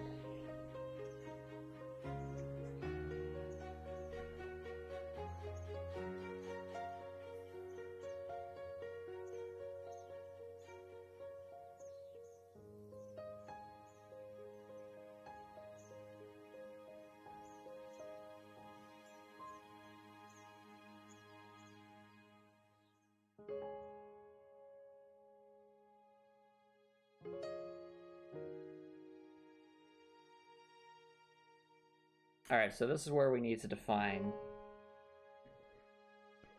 how close or far away they can be.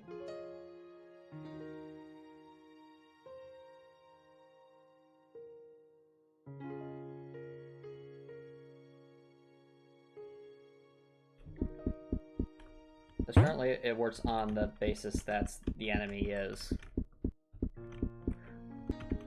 How did I slide there?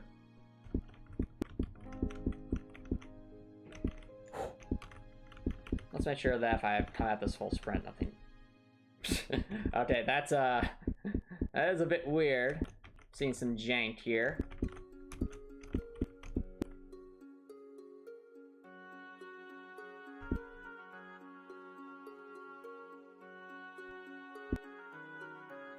Oh. I see Copper Nipples. Well, some weeks will be busier than others. But if it's becoming like a recurring problem, that's when you bring it up with your therapist or try to address different ways forward.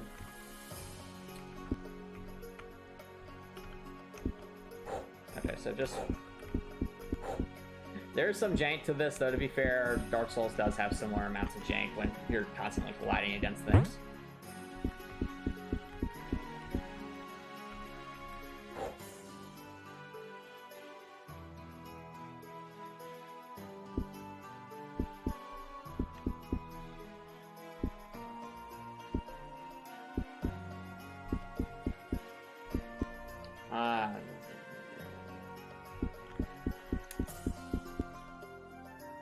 And then I would still try to listen to what the therapist says.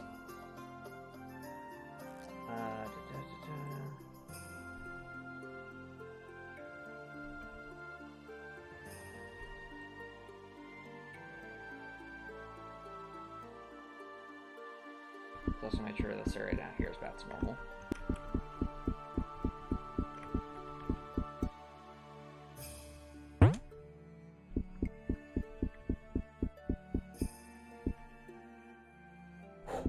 Alrighty.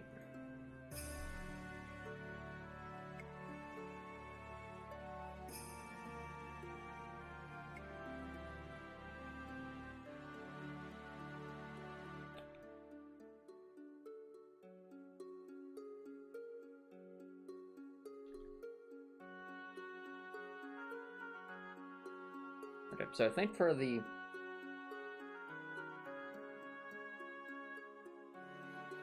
yeah, this is gonna be tricky because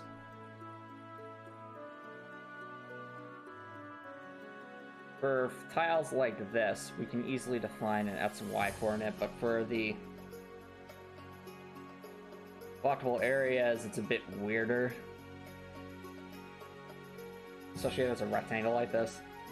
Like, also, we could probably use this as a guinea pig instead of the floor tiles.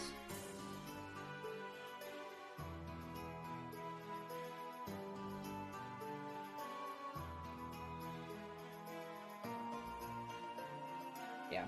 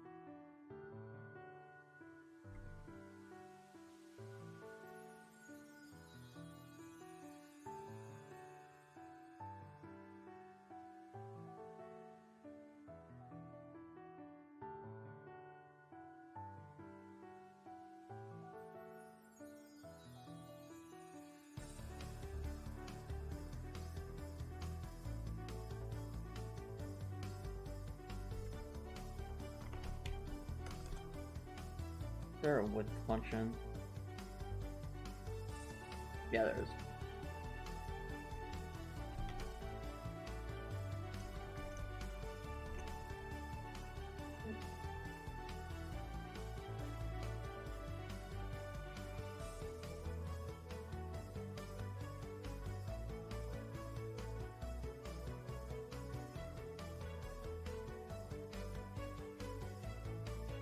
Well, having a moral sphere to follow Copper Nicholson can be helpful in that regard too.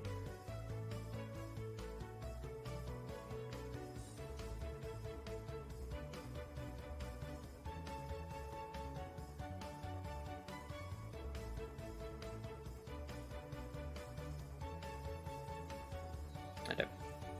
For the sake of argument, what I'm going to do is I'm going to add just an enormous value here to see if we can get it to do silly things. I'm going to move this here.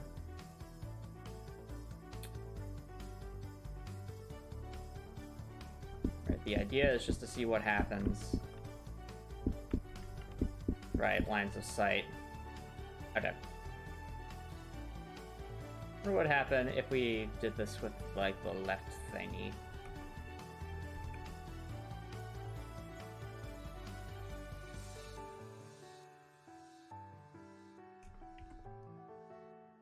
It's probably a better indicator.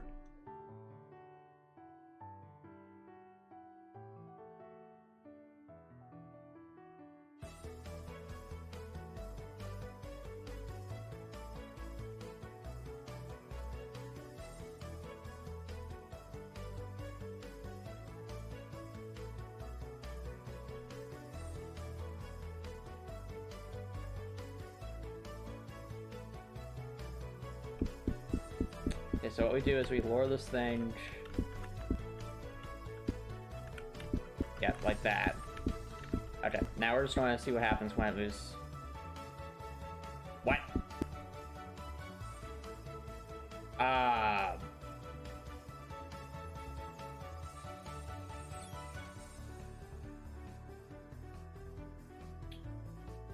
that was bizarre.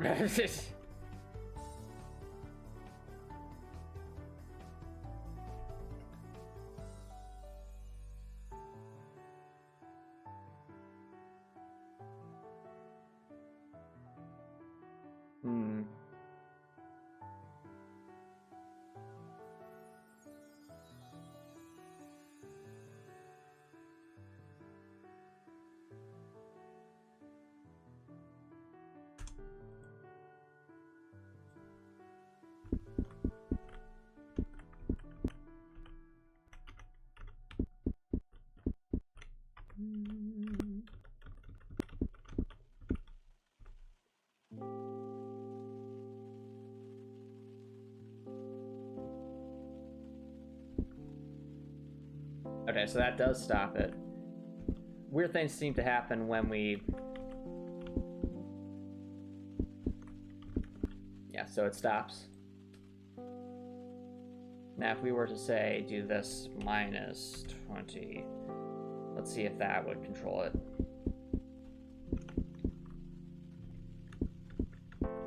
Okay. No, it's still... We're gonna run up against it.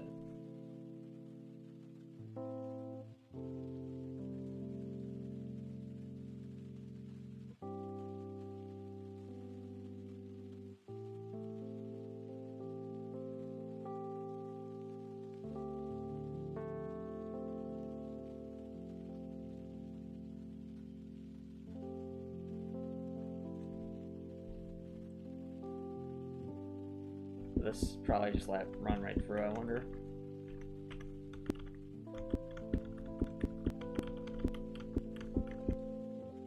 No, it still goes through.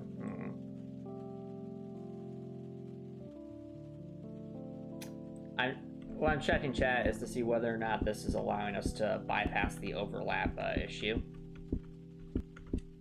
So, boop. Okay, then weird stuff happened again. Okay, so it's greater or equal to this.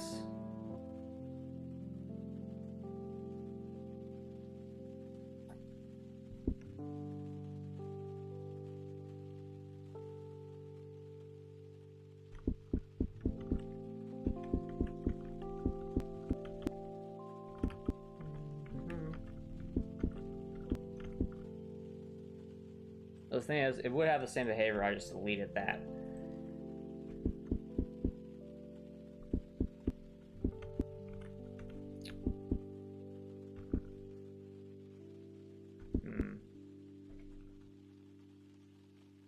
I almost wonder if I'm overthinking this, because... Actually, no, it would have to, because if we had like a weird animation pop up...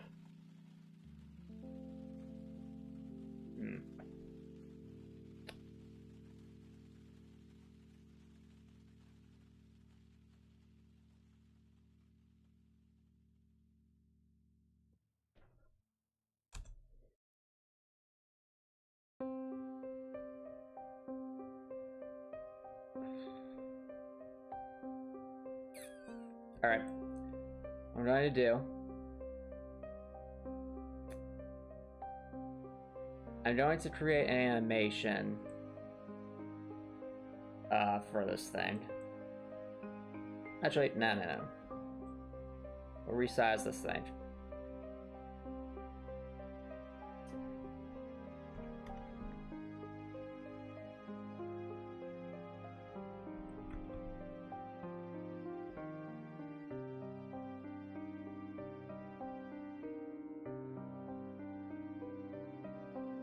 We're going to see if I can get it to line up.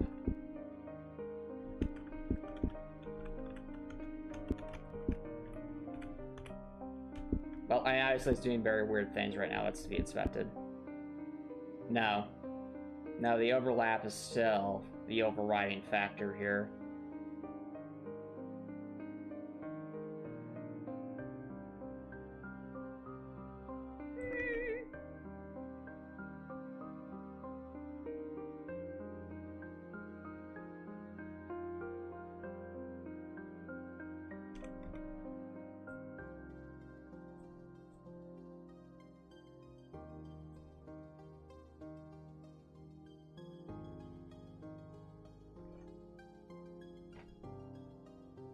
Oh, hello, Redstone Pro. Thank you for dropping by. How's it going? Welcome. Welcome to the dev stream. Right now, we're trying to get this collision box to work independently with these wall tiles. So, currently it might not seem like anything's wrong because it is stopping, that's the objects, but my thing is we're trying to make it so that will happen and it will push out even if... I'd like to make sure the animations don't cause problems.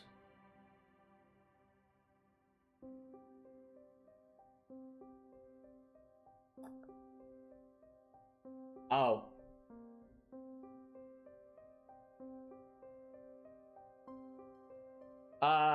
That's good question, Redstone Pro. That's not something I would prefer to do. I'm focused on developing this game here. But I will mention we have a Discord server that's very supportive of other of other indie game developers, and if you'd like to learn how to do some pixel art or like get some pointers, that that'd be a good spot for you to go. So like you could try and draw a spaceship, ask for feedback, and then hopefully that can help you compare, because we're all about trying to make everyone as self-sufficient as possible.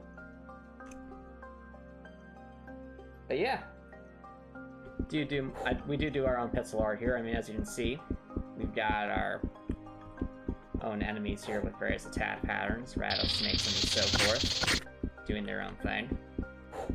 We've done a decent bit with pixel art animation.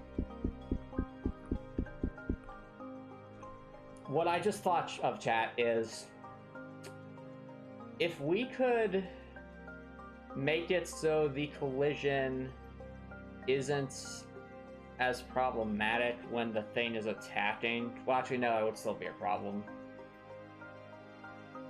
Because what I'm envisioning is if an enemy attacks and it happens to bump up against a side thing like that, it's going to cause collision problems.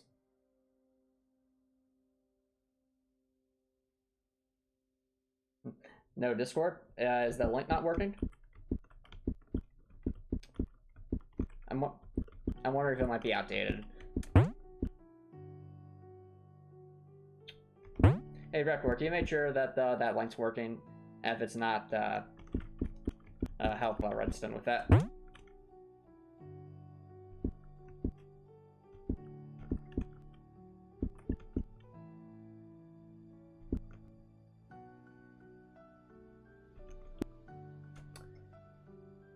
Alright, so,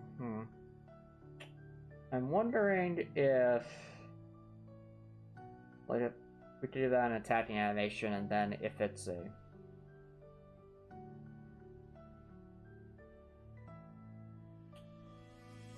make it so that if it is attacking, it doesn't have to worry about collisions. That might...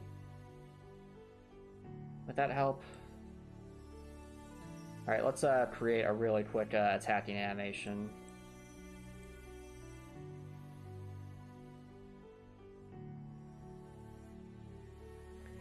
Do attack test.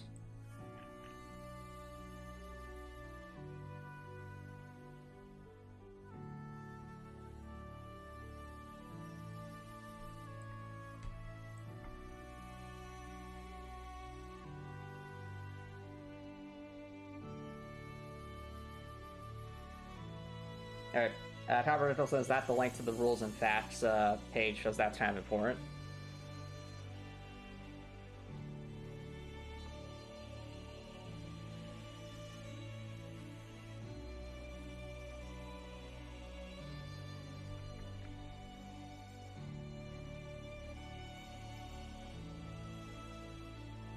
Okay, just making sure.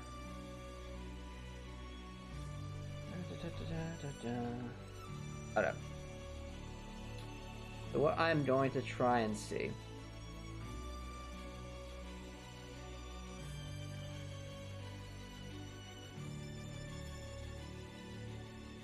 Now, this is just a little test.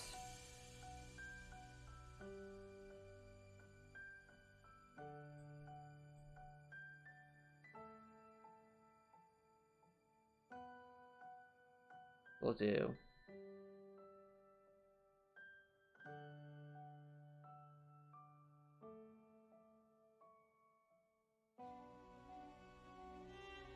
Actually, we could probably use the mouse cursor as a way to differentiate this really quickly. So,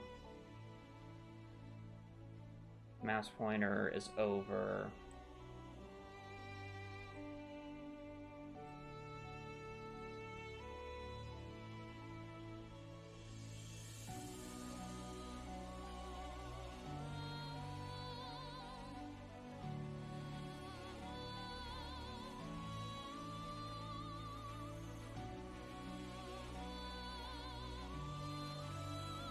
Okay, so hope that helps, Redstone.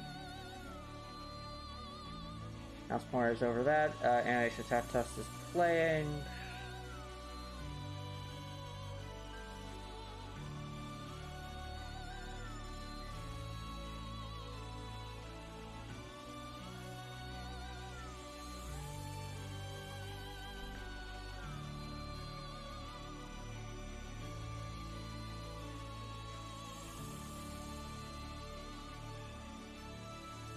Okay.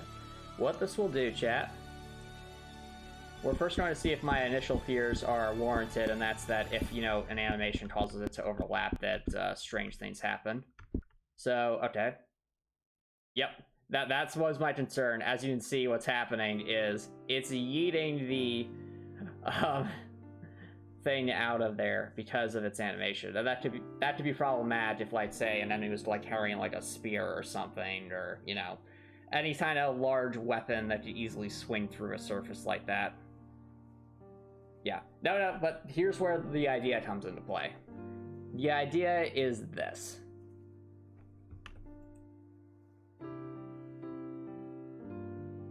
Instead of having a collision check like this for positioning, we instead include a check to make sure that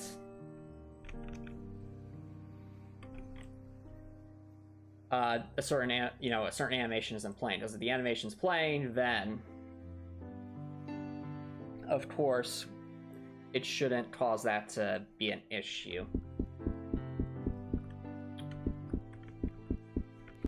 So what we do, board over here.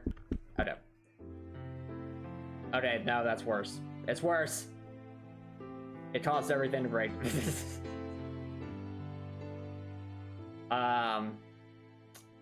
Unless we force the thing to stop when it's doing that animation. Hey, JJ Smarts, thanks for dropping by. How's it going?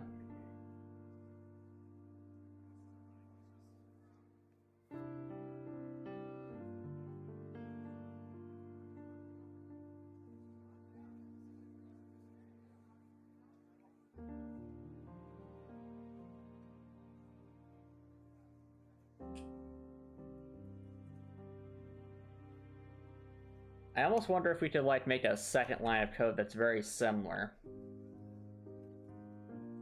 Replace this with, well, we unnegate that.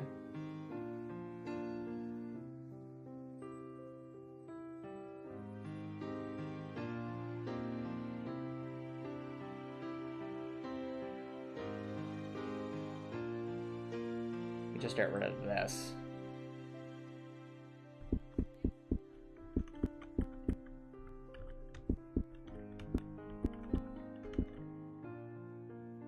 Okay, it's still causing it to break.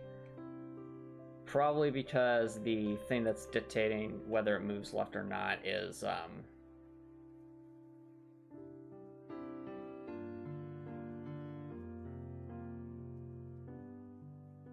yeah, what controls?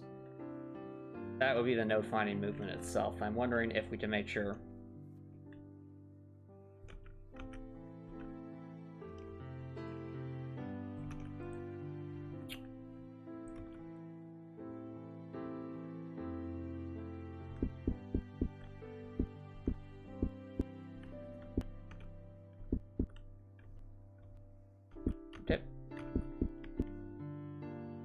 Okay.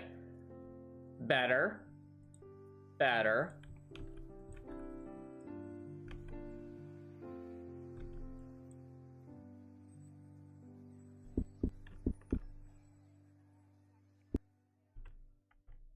What's interesting about this is as it's attacking, it can actually move.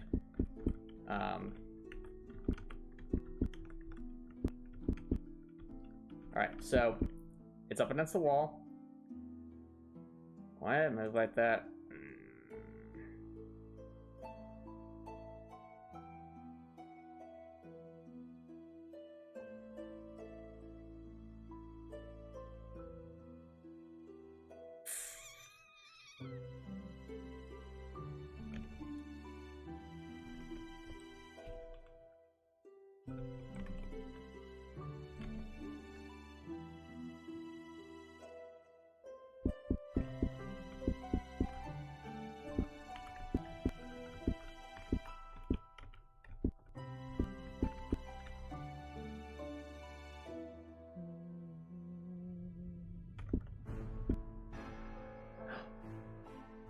Do we do it? Okay. Better. Better. Better. It's actually kind of hard to... Let's make sure we're in line with it before I go too crazy. Just trying to make sure, wiggle it in there.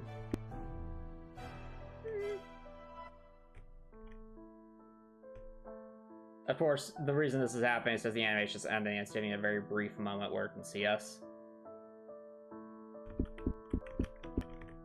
Okay. But I'm trying to make sure that it can't, like, glitch itself into a wall or something. Seemingly not. Chat, I think this is the solution. Because look, it's doing some weird, you know, it's silly little animation, but it's not having any problems with it. Like, it's not, like, yeeting itself into another dimension, which is the problem we were having before. You know? Like, that kind of stuttering actually happens just in general. With weird situations like this.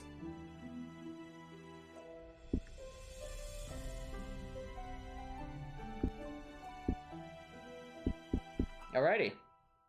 Well, that is progress. So, what have we learned? We have learned that we can, in fact, tie it to an attack animation playing or not playing. And what might be useful about this, something I do want to... I'm curious if with the fast loose, if I get rid of this, will things break? Probably. We can try at least.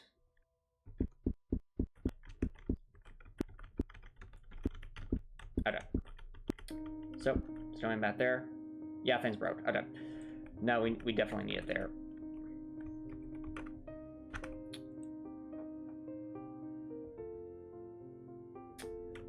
All right.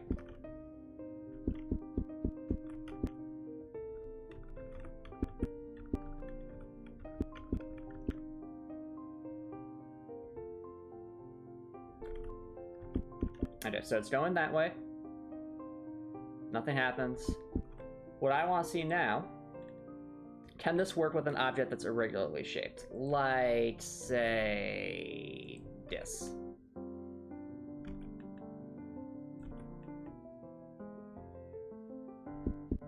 Alright. So, actually this right here would be the perfect test. So, I do that, nothing happens. Good. Of course, if I got rid of the undo. If I do this. Yep. Alrighty, chat. We have our solution. Huzzah!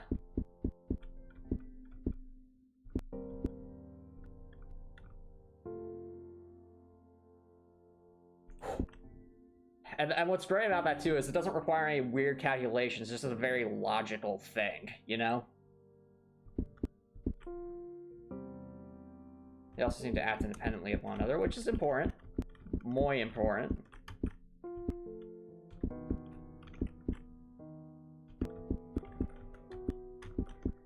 So you might be saying, okay, Anton, it's a big deal. You've gotten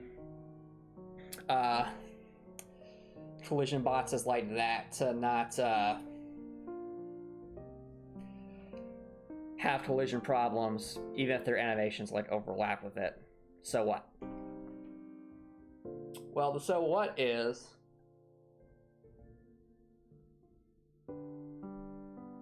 with these fundamentals, we can replace this with the Cobra animations themselves, like just directly. And by doing that, by like replacing them directly, that allows us to actually get rid of the whole idea of a rectangular collision box entirely. At least for, we'll say, normal enemies. For bosses, you know, might use one just for cleaner collisions or things like that. But for a normal enemy, this has huge potential and upside to optimize the code and allow for much easier programming of enemy types. So this is really, really big, chat. That's why I cannot stress to you how important this is. Like, we are literally, I think, one integration away from getting, like, just having a walking enemy template that we can adjust simple pathfinding for multiple circumstances in a level. That's scopable with the for each object. And may actually be more efficient than the original method we used for the stationary enemies. Thanks, Daily Sports. So,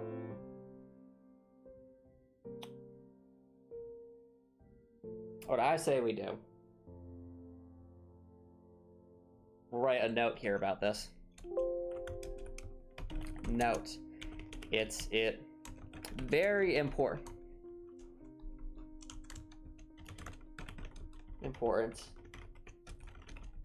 Lines of code which control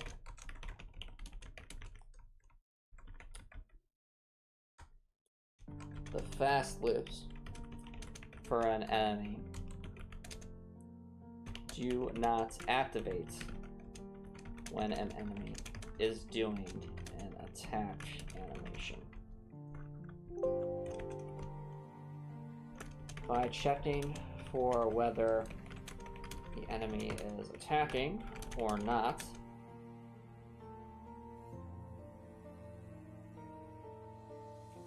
this will avoid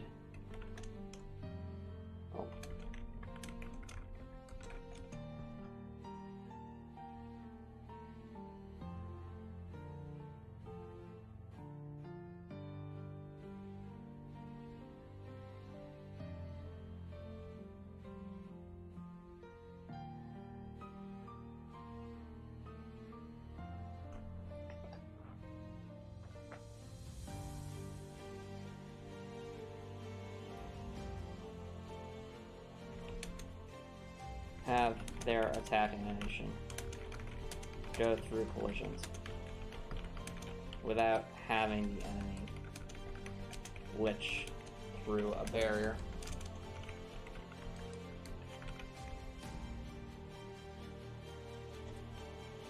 Alright.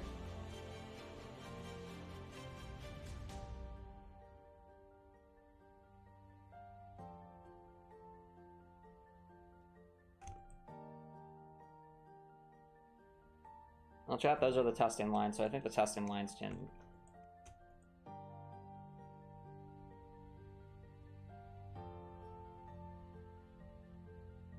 I won't move the testing lines up here.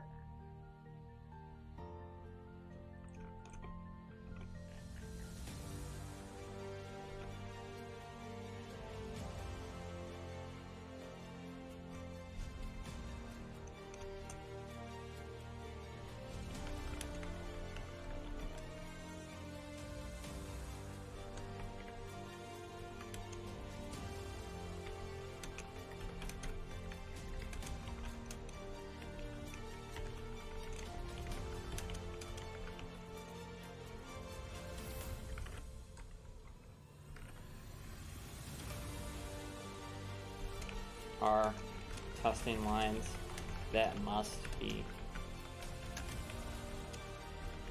in the integration.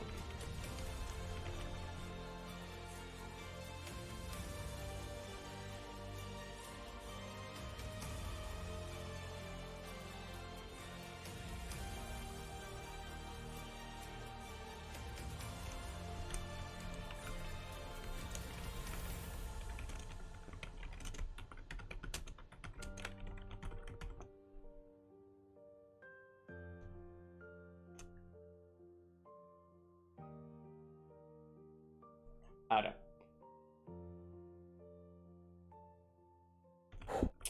All right, chat. Well,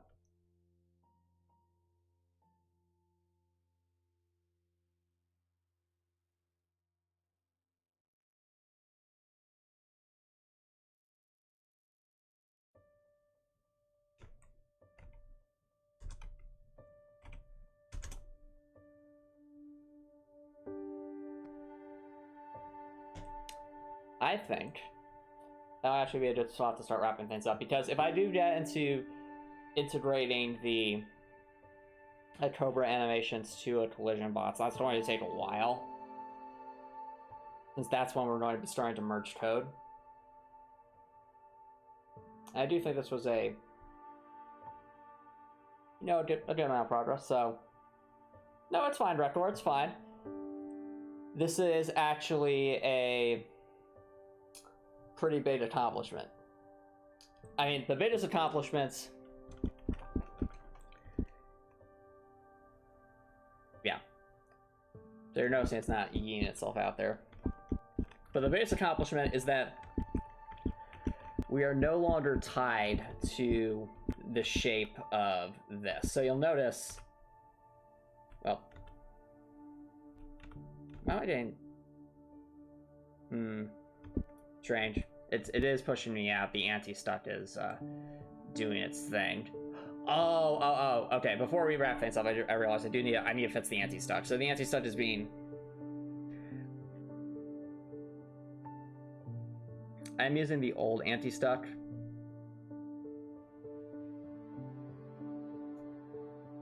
We need to account for, it has to be less than that. However, it also needs to be within a certain, it needs to be closer than a certain distance. So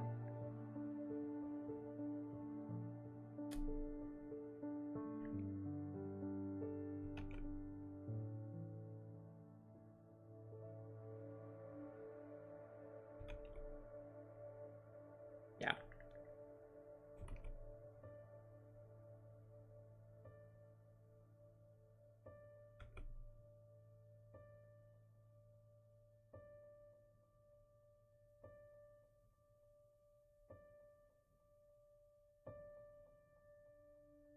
I think that should help. Oh, let's with the other ones too. So do.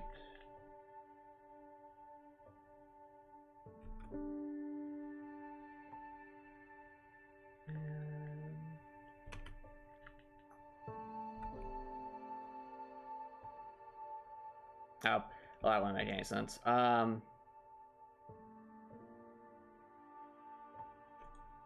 try that and see if weird things happen. So I think it just pushed me, yeah, just pushing me down, I think.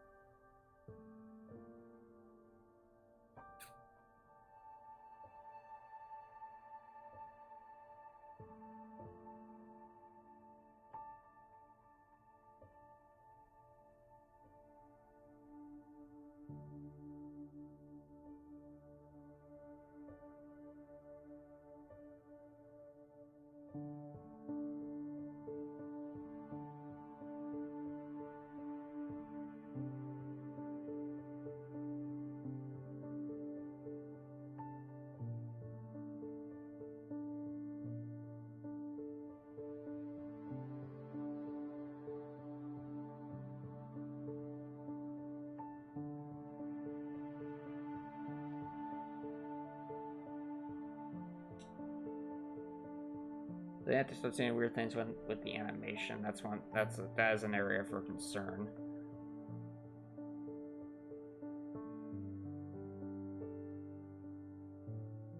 Oh, actually, we shouldn't be messing with this here. This is true anti-stuck.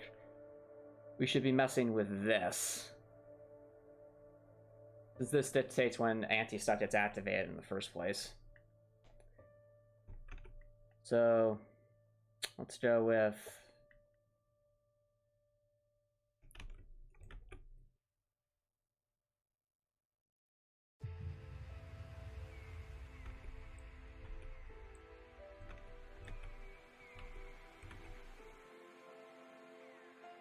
okay. So ideally what that will do is force anti-stuck to only apply in the same situation. No? That's still pushing me away.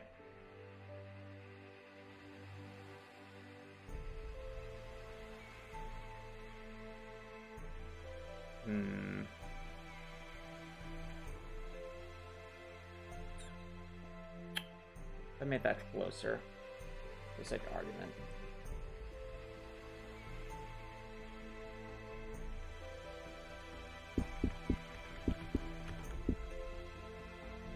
Aha! Okay.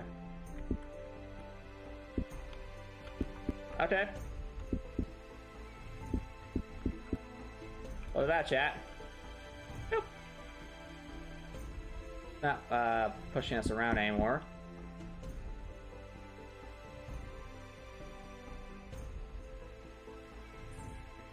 Let's see where the limit is. So if I go to 12... I mean, what I should do is make a big rectangle around this so we're not in a...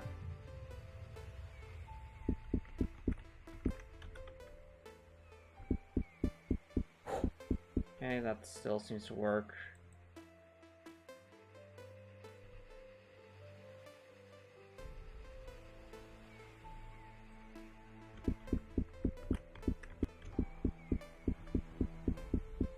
Okay, nothing quite happening. That still eats me off, which is good. Today my toe tastes like fish. Why fish?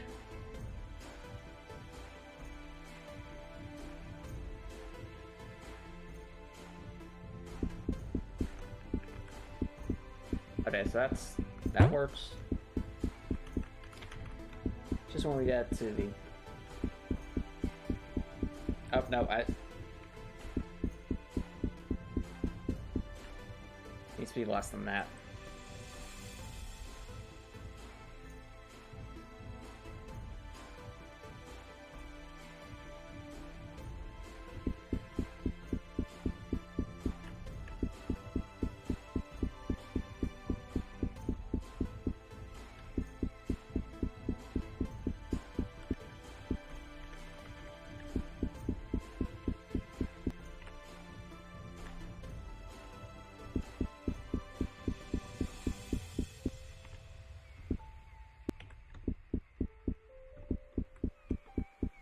Wait.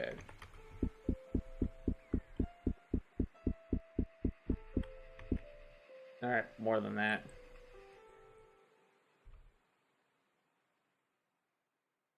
So you need to be in a situation where the player can move out of the way, but it's not. Yeah, no, now we're stuck. But if it's 15, I think weird things were happening where it was... We're truly stuck. Wait, no, what am I doing? This is...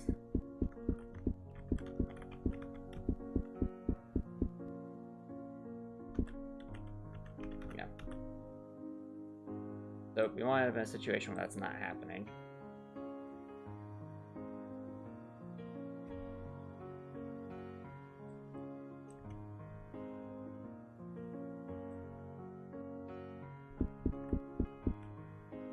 Not yeeting us, but we're also not able to move.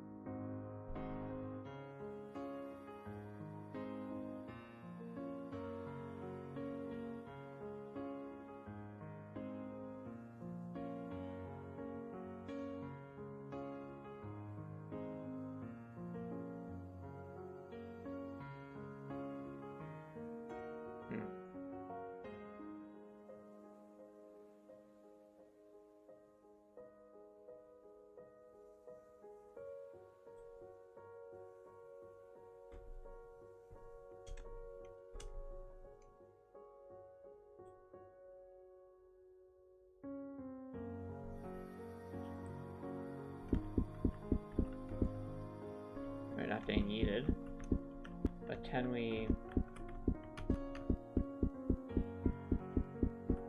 No.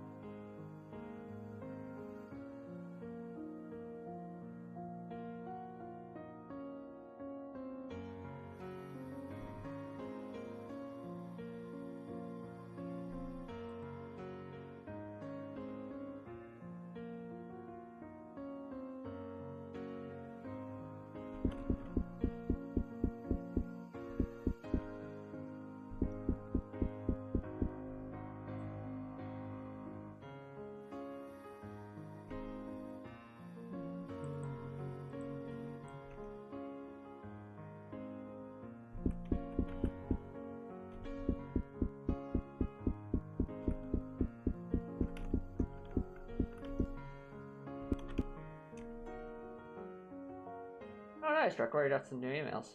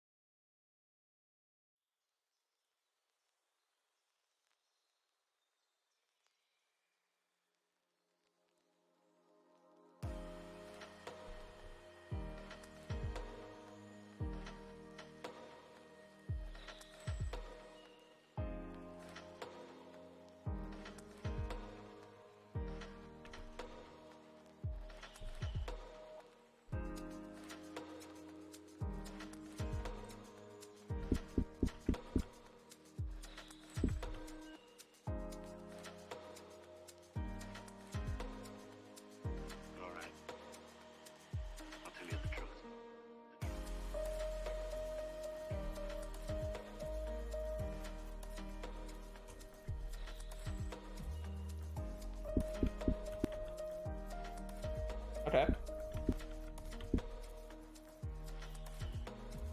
Possibly progress.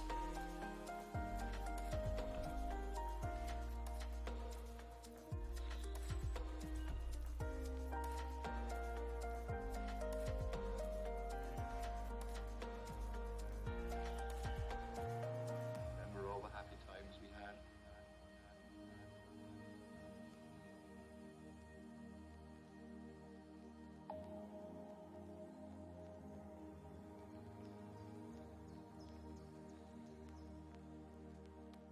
We're very much alike.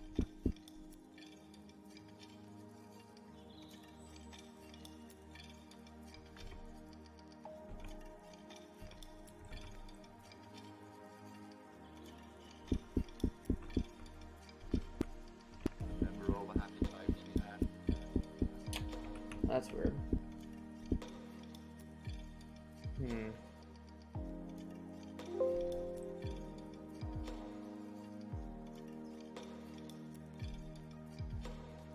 We're very much alike.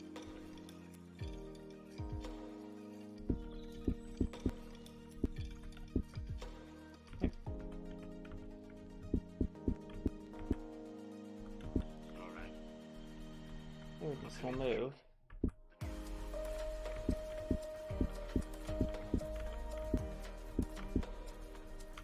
Okay.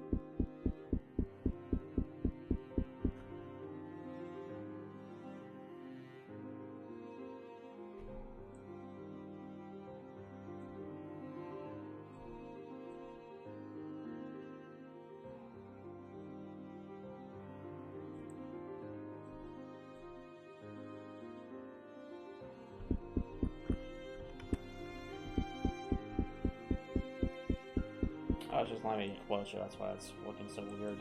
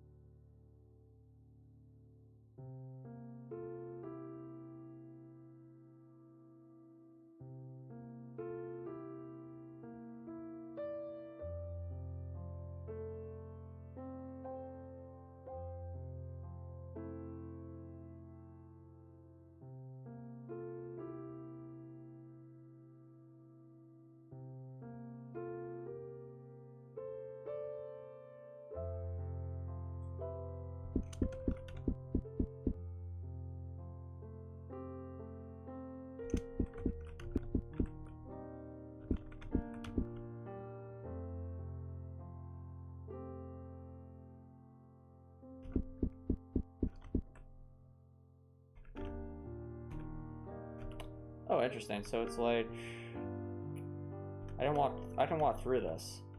It's such if I'm a little bit too close. Like when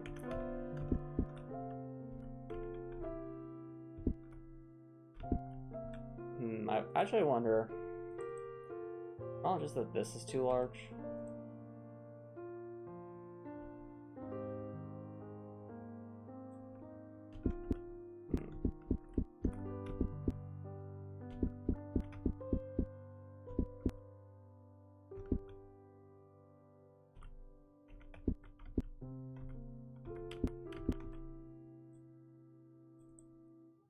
Make this super small just for the sake of argument.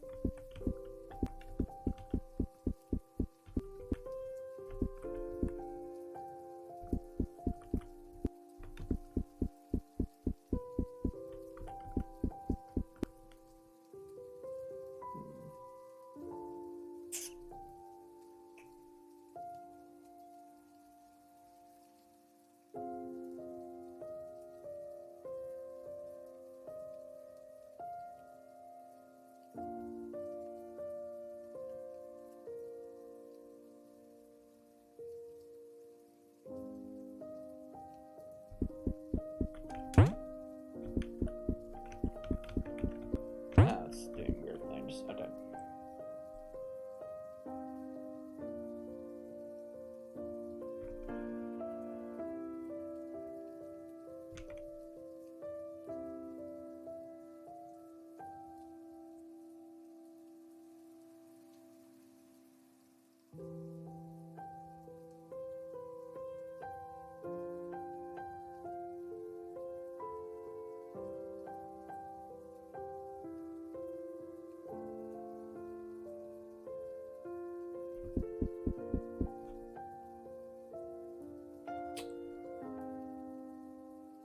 Alright. New idea. Instead of checking for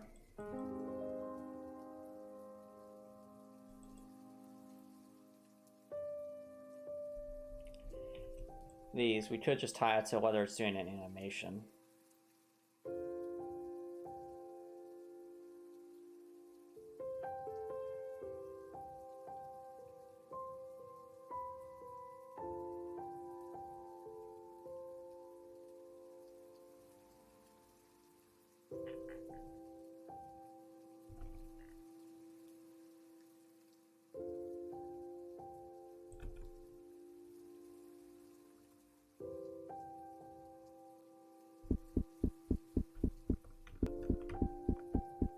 That didn't solve it. Okay.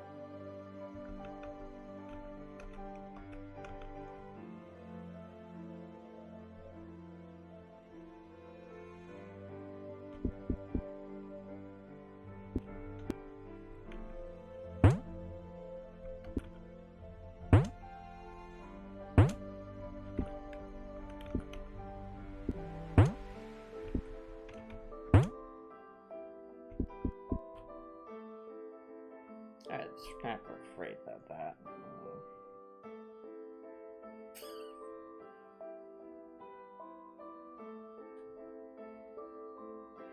Okay, there is another way we could do this.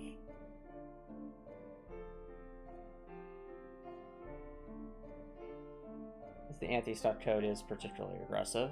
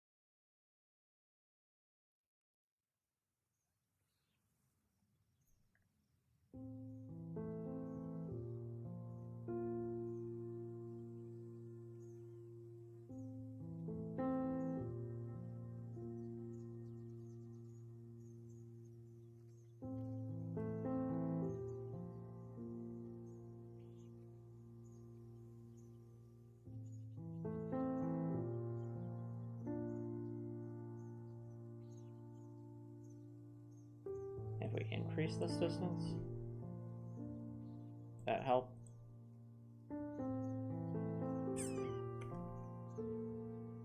Let's see, argument.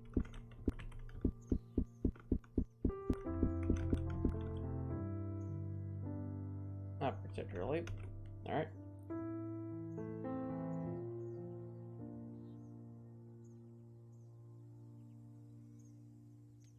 Not sure, Copper Nicholson.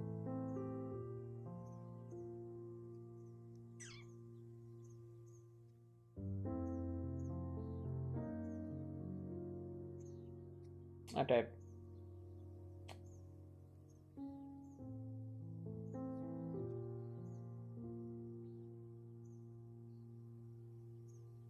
Alternate idea. If the intent is to make it so that this does not become a problem, then what we could do is we could create a duplicate object. So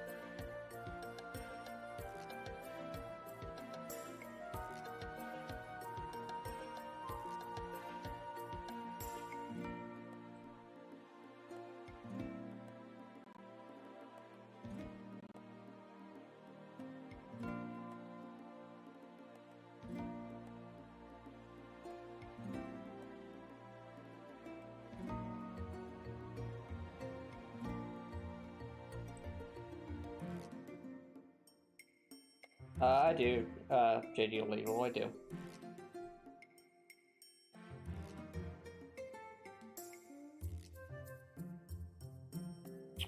Alright.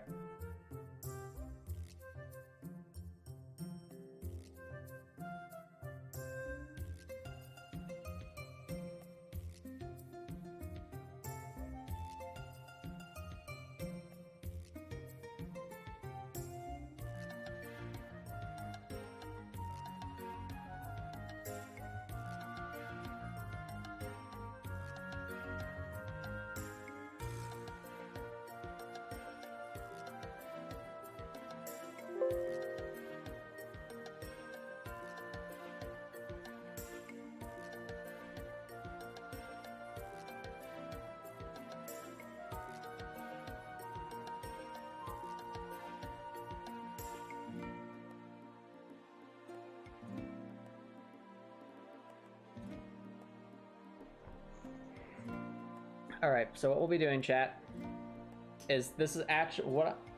yes, I do have a Android JD. Anyway. What this test is doing... This is actually a trick I used with Dorothy's animations. Attacking animations. So, fun fact about Dorothy's attacking animations. They're actually not tied to the same thing as her movement animation. So you'll notice there's 3 Dorothys here. That's because the player animations are like Dorothy walking around, Dorothy hopping and so forth, like jumping and so forth. but there's a different object for Dorothy using a melee or ranged attack, and that's so that they can have enough animations and directions and significance for those. So what happens is whenever Dorothy attacks, her player animations become invisible, and like either the ranged or melee attacks become visible, just the animation itself, and it acts independently of player animations and things like that.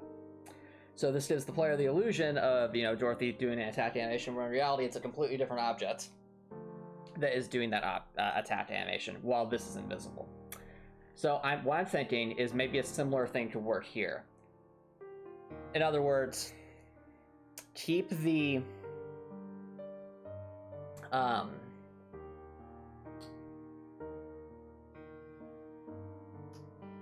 make the collision bots invisible. So the original collision bot's just plain invisible. So we're just getting rid of this to make sure there's nothing significantly different from the other ones.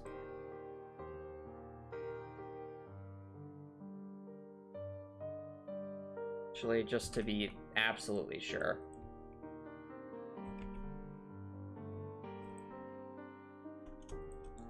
That will make certain that it is identical to the stock version. What we do is we have that. We would make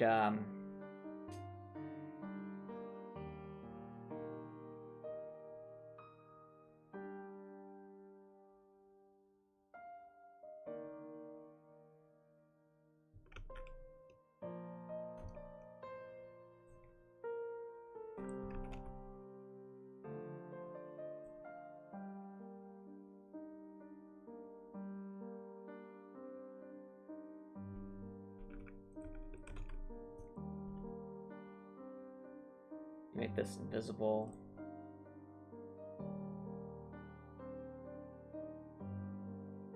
Object reappear.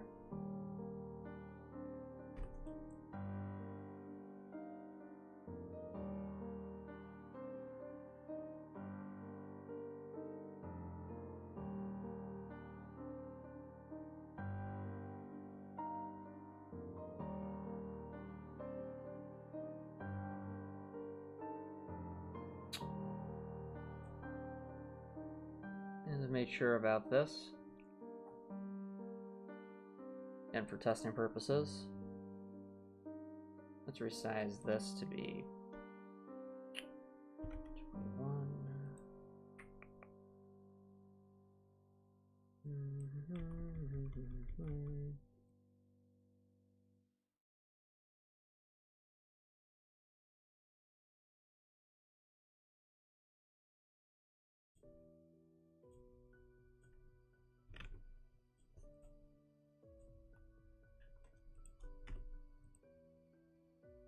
Okay.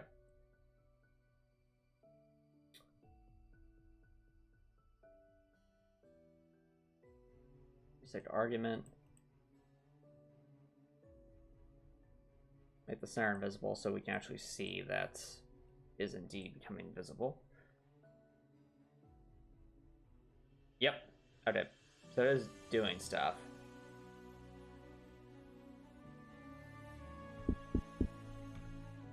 Alright.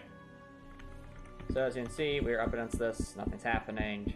That activates. Collision bots is still there. So it's still using the same logic, but it's doing its little animation thingy.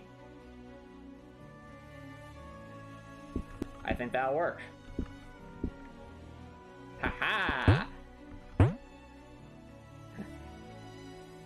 How's that for a loophole, chat? How's that for a loophole? We can have our cake and eat it too. Yes!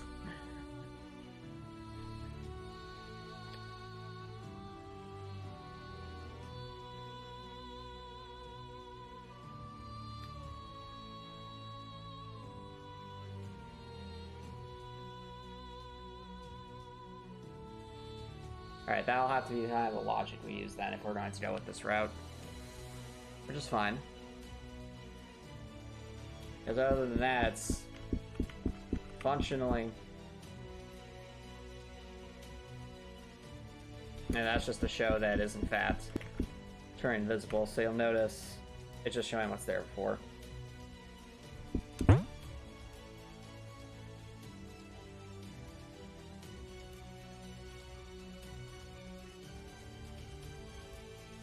Cool. Alrighty, well, I think that covers a lot of ground.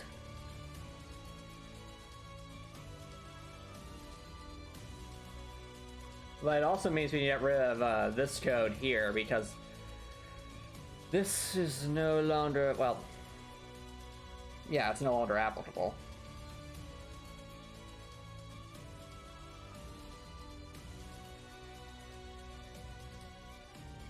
So just to prove it's no longer applicable for my own sanity, let's do that.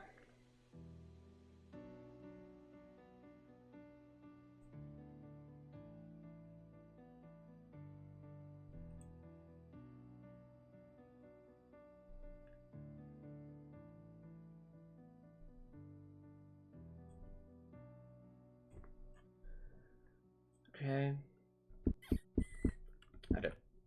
So we have an enemy up against that wall. Does the attack. Nothing changes. Anti-stuck works as intended, as they say.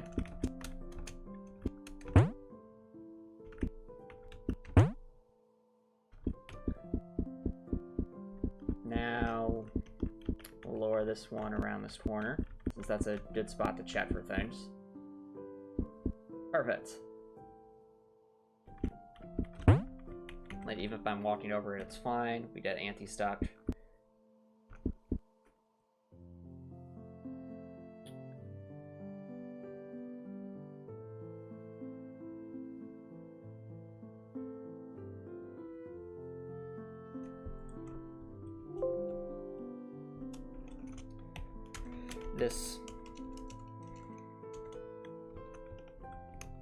This only applies when not using the another animation object and making the collision box invisible to indicate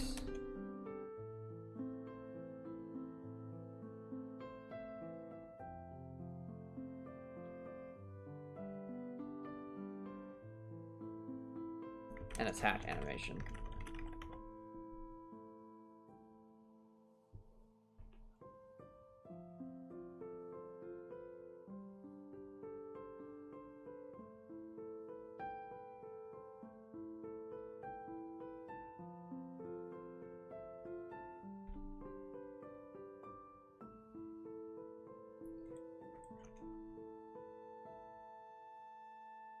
Oh yeah, for sure.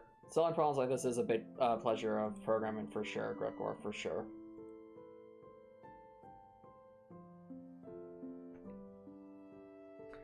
Did I include a group of events for attacking? I don't believe I did, but I will check.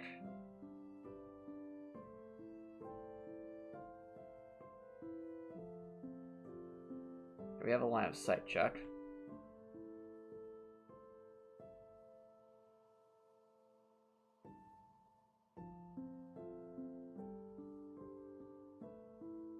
Okay, let's create an attacking group of events just for control's sake.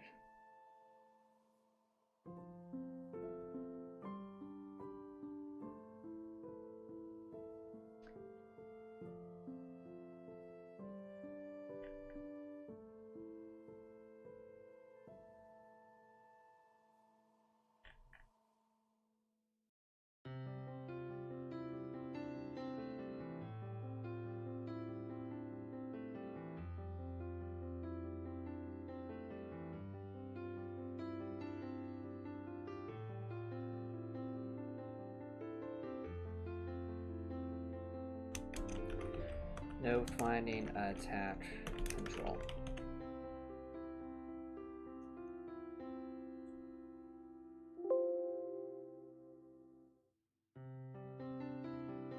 And I'll make sure I add comments about this. Note. For enemies that can move, that have attacking animations, it is extremely important that the attack animations be a created object.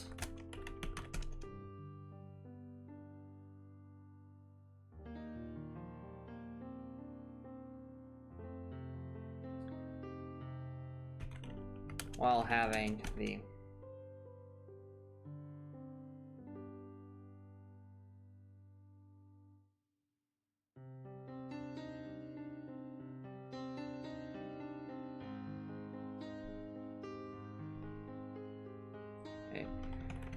separate created object that plays its animation and destroys itself when completed,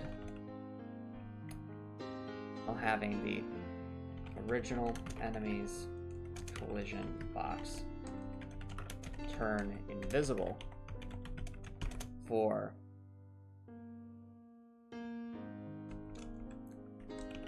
a time defined by an animation of the same length as the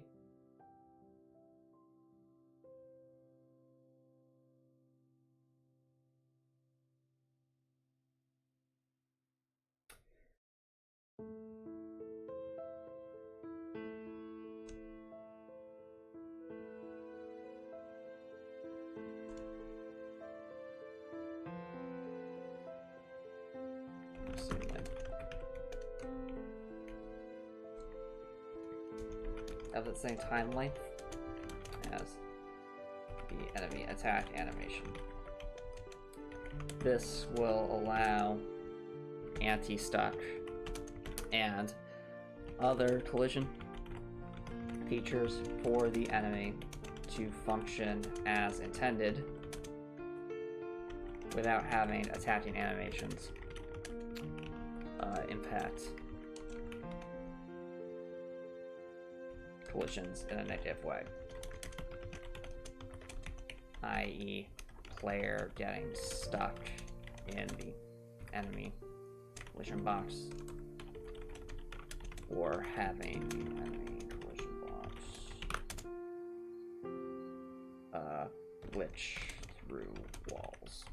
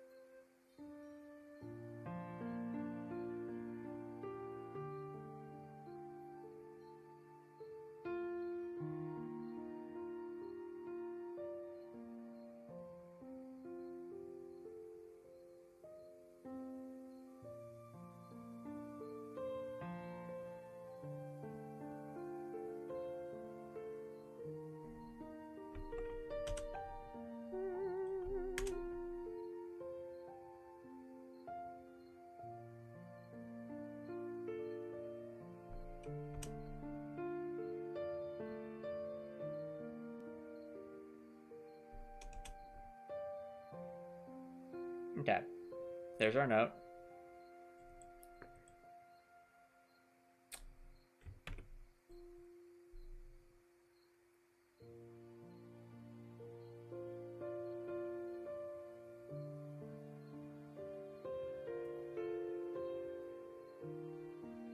All right. So ideas, or I guess we have a section notes, important notes. For enemies that can move, use the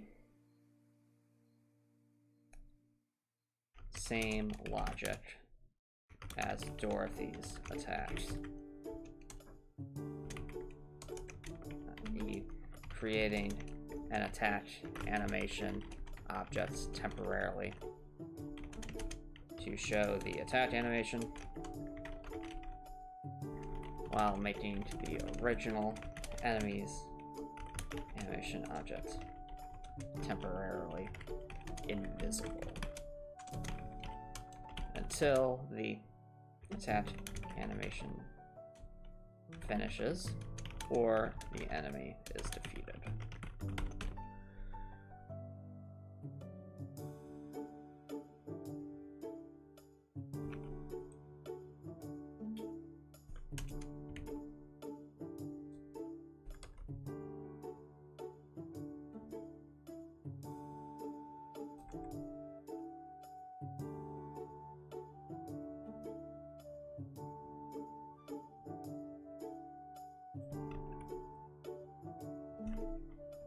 This is the same logic as Dorothy's attack animations. Okay, what's great about this method, chat, is it allows us to tie like different attacks and projectiles to independent objects so that those can function independently of each other. A simple check, and you don't have to for each scope that either. It's as simple as if an animation finishes, you create, whether it's a projectile in a particular direction or like a melee swipe. And I have like multiple snakes attacking at once, and they would still be able to do that because it's all tied to an animation finishing, not to any particular thing. So yeah, chat, we have officially completely reworked enemy collisions in a positive way. And I think this will pay major dividends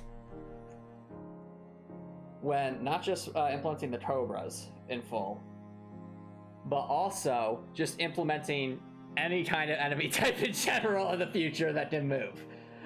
So this stream was all about collisions, and we made major progress on that front. So I'm going to start to wrap things up from here. If you're watching this on Twitch, feel free to stick around for a raid.